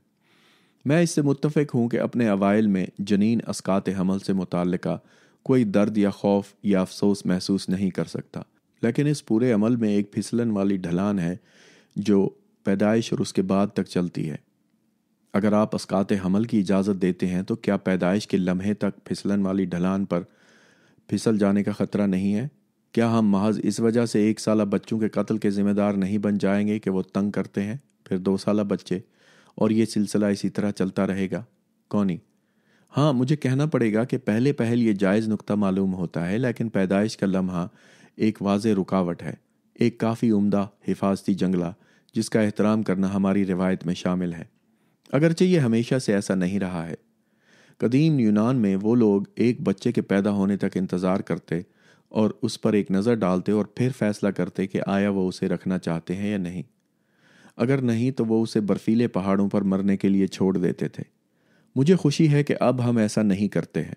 बहरहाल, देर से किए जाने वाले अस्काते हमल शाज़ व नादिर ही होते हैं और सिर्फ अशद ज़रूरी वजूहात के बायस अमूमन माँ की ज़िंदगी बचाने के लिए किए जाते हैं।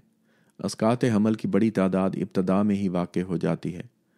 और क्या आपने महसूस किया है कि कई हमल औरत के इल्म में आए बगैर अचानक से ख़त्म हो जाते हैं? अगरचे मैंने फिसलने वाली ढलान की दलील को इस्तेमाल किया है, लेकिन दर हकीकत मैं तस्लीम करना चाहूँगी, क्योंकि मेरा नाम कानी है, कि मैं रुकावटों और लकीरों के साथ इकट्ठे निमटना चाहती हूँ। तो मुतलक परस्त लोग इंसान और गैर इंसान के माबैन एक कतई लकीर खींचना चाहते हो। क्या एक जनीन उसी वक्त इंसान बन जाता है जब हमल ठहरता है, जब स्पर्म पहली बार अंडे से मिलता है, या पैदाइश के वक्त ऐसा होता है, या इन दोनों के दरमियान कोई मकाम ऐसा है? आखिर कब ऐसा होता है?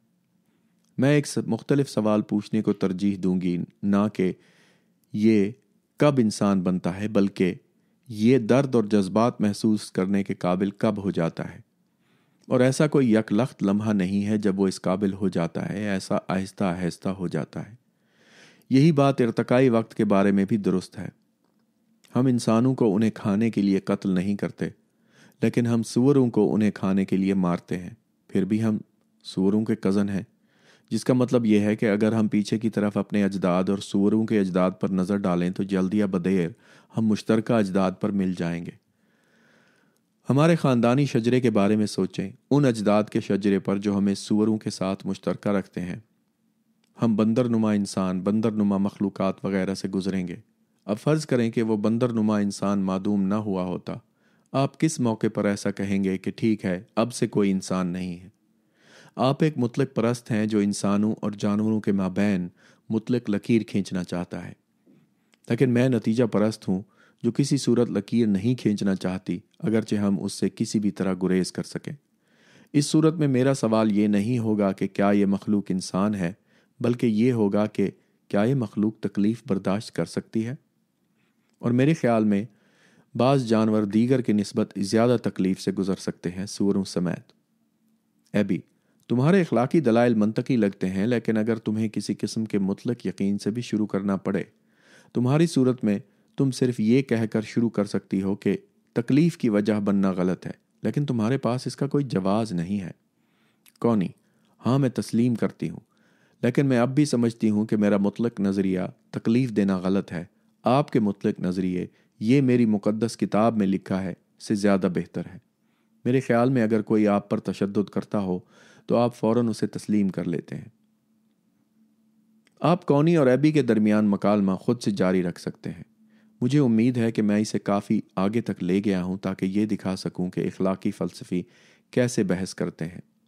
آپ نے غالباً اندازہ لگا لیا ہوگا کہ مطلق پرست اکثر مذہبی ہوتے ہیں، حالانکہ یہ کوئی کامل اصول نہیں ہے۔ 10 احکام یا 10 کمانڈمنٹس واضح طور پر مطلق پرست ہیں۔ یہ عموماً طے شدہ اصولوں کے مطابق رہنے کا تصور ہے۔ تاہم غیر مذہبی فلسفیوں کے لیے اصولوں پر مبنی اخلاقیات وضع کرنا ممکن ہے۔ اخلاقی فلسفیوں کے متعدد نقطہ نظر ڈیونٹولوجسٹ یا ڈیونٹولوجسٹ کہلاتے ہیں۔ وہ اس بات پر یقین رکھتے ہیں کہ آپ کسی مقدس کتاب میں درج بیانات پر نظر ڈالے بغیر اصولوں کا جواز پیش کر سکتے ہیں۔ مثلاً عظیم جرمن فلسفی ایمینوئل کانٹ نے ایک اصول بیان کیا جسے امر مطلق کہا جاتا ہے، اور وہ یہ ہے: صرف ان اصولوں کے مطابق عمل کرو جس کے متعلق تم خواہش کر سکتے ہو کہ وہ عالمگیر قانون بن جائے۔ یہاں کلیدی لفظ عالمگیر ہے۔ مثلاً چوری کی حوصلہ افزائی کرنے والے اصول کو مسترد کر دیا جاتا ہے، کیونکہ اگر عالمگیر سطح پر اس کا عمل کیا جاتا، یعنی اگر ہر شخص چوری کرتا تو کسی کو فائدہ نہ ہوتا۔ چور صرف ایسے معاشرے میں خوشحال ہوتے ہیں جہاں متاثرین ایماندار ہوں۔ اگر ہر وقت سب جھوٹے بولتے رہیں تو جھوٹ اپنا معنی ہی کھو دے گا، کیونکہ کوئی ایسا قابل بھروسہ سچ نہیں بچے گا جس کے ساتھ اس کا موازنہ کیا جا سکے۔ ایک جدید ڈیونٹولوجیکل نظریہ تجویز کرتا ہے کہ ہمیں اپنے اخلاقی اقدار کو جہالت کے پردے کے پیچھے وضع کرنا چاہیے۔ فرض کریں کہ آپ کو نہیں معلوم کہ آپ امیر ہیں یا غریب، باصلاحیت ہیں یا بے ہنر، خوبصورت ہیں یا بدصورت۔ یہ حقائق تصوراتی جہالت کے پردے کے پیچھے چھپے ہوئے ہیں۔ اب آپ ان اقدار کا نظام وضع کریں جن کے تحت آپ زندگی گزارنا چاہتے ہیں، بشرطے کہ آپ یہ نہیں جان سکتے کہ آپ ڈھیر کے سب سے اوپر ہوں گے یا نیچے۔ ڈیونٹولوجی دلچسپ ہے، لیکن میں مذہب کے بارے میں کتاب میں یہاں اس پر مزید بات نہیں کروں گا۔ یہ دلیل کہ آخر کب رحم میں کوئی انسان نمو پاتا ہے کافی حد تک مذہبی بحث ہے۔ کئی مذہبی روایات لافانی روح کے جسم میں ٹھیک اسی وقت داخل ہونے کا تصور رکھتی ہیں۔ رومی کیتھولک سمجھتے ہیں کہ یہ حاملہ ہونے کا لمحہ ہوتا ہے۔ ڈونم ویٹے کے عنوان سے کیتھولک عقیدے کا نظریہ اس بارے میں کافی واضح ہے، جو یہ ہے: جب بیضہ باراور ہوتا ہے تو ایک نئی زندگی کا آغاز ہوتا ہے جو نہ تو باپ کی ہوتی ہے نہ ماں کی، بلکہ یہ ایک نئے انسان کی زندگی ہوتی ہے جس کی اپنی نشو و نما ہوتی ہے۔ اگر یہ پہلے سے انسان نہ ہوتا تو یہ کبھی انسان نہ بن سکتا۔ باراوری کے عمل کے ساتھ ہی انسانی زندگی کا آغاز ہو جاتا ہے۔ ایسا لگ سکتا ہے کہ جس نے بھی یہ لکھا اسے بالکل مشابہ جڑواں کی دلیل کا خیال نہیں آیا۔ ایسا نظریہ جسے موقع پرستوں نے استعمال کیا۔ آپ شاید اندازہ لگا چکے ہوں گے کہ میری ہمدردیاں ایبی کی نسبت کونی کے ساتھ زیادہ ہیں، تاہم مجھے یہ تسلیم کرنا ہوگا کہ نتیجہ پرستوں نے سوچا کہ تجربات بعض اوقات پریشان کن سمتوں میں لے جاتے ہیں۔ فرض کریں ایک کان کن کسی پتھر کے گرنے سے زیر زمین پھنس جاتا ہے۔ ہم اس کی مدد کر سکتے ہیں، لیکن اس میں کافی پیسہ لگے گا۔ ہم رقم سے اور کیا کر سکتے ہیں؟ ہم دنیا بھر میں فاقہ زدہ بچوں کے لیے خوراک پر اسے خرچ کر کے کئی دیگر جانیں بچا سکتے ہیں اور تکالیف کم کر سکتے ہیں۔ کیا ایک حقیقی نتیجہ پرست شخص کو غریب کان کن کو اس کی اپنی قسمت کے بھروسے نہیں چھوڑ دینا چاہیے، اس کی روتی بیوی اور بچوں کی پرواہ کیے بغیر؟ شاید، لیکن میں ایسا نہیں کروں گا۔ میں اسے زیر زمین چھوڑنا برداشت نہیں کر سکتا۔ کیا آپ کر سکتے ہیں؟ لیکن خالص نتیجہ پرستی کی بنیاد پر فیصلے کا جواز پیش کرنا کافی مشکل ہے۔ ناممکن نہیں، لیکن مشکل ضرور ہے۔ آئیے اس باب کے مرکزی موضوع کی طرف آتے ہیں۔ کیا اچھا بننے کے لیے ہمیں خدا کی ضرورت ہے؟ میں نے اخلاقی فلسفے پر بہت زیادہ وقت صرف کیا ہے، لیکن اخلاقی فلسفہ ان راستوں میں سے محض ایک راستہ ہے جس کے ذریعے اخلاقی اقدار بدل جاتے ہیں۔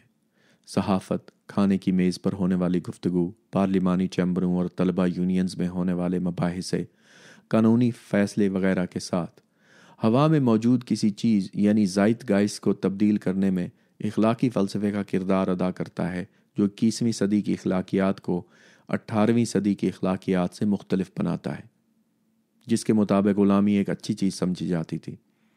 خیر، اس رجحان کو روکنے کے حوالے سے کوئی اہم وجہ نظر نہیں آتی ہے۔ اس اعتبار سے 22ویں صدی کی اخلاقیات کیا ہوں گی؟ ہماری جدید اخلاقیات، خواہ ہم مذہبی ہوں یا نہ ہوں، بائبل کی اخلاقیات سے کافی مختلف ہیں، یا قرآنی اخلاقیات سے بھی۔ شکر ہے، اور اچھا بننے کے لیے آسمان میں موجود عظیم کیمرہ کوئی قابل توصیف وجہ نہیں ہے، تو شاید ہمیں اس تصور کو چھوڑ دینا چاہیے کہ اچھا بننے کے لیے ہمیں خدا کی ضرورت ہے۔ کیا اس کا یہ مطلب ہوگا کہ ہمیں خدا پر ایمان رکھنا چھوڑ دینا چاہیے؟ نہیں، محض اس وجہ سے بالکل نہیں۔ اگر ہمیں اچھا بننے کے لیے اس کی ضرورت نہ ہو تب بھی اس کا وجود ہو سکتا ہے۔ خدا ہمارے اپنے اخلاقی معیارات کے مطابق برا ہو سکتا ہے، جیسے خدا کے کردار کو ہم باب نمبر 4 میں دیکھ چکے ہیں، اور اس کا بھی مطلب یہ نہیں ہوگا کہ اس کا وجود ہی نہیں ہے۔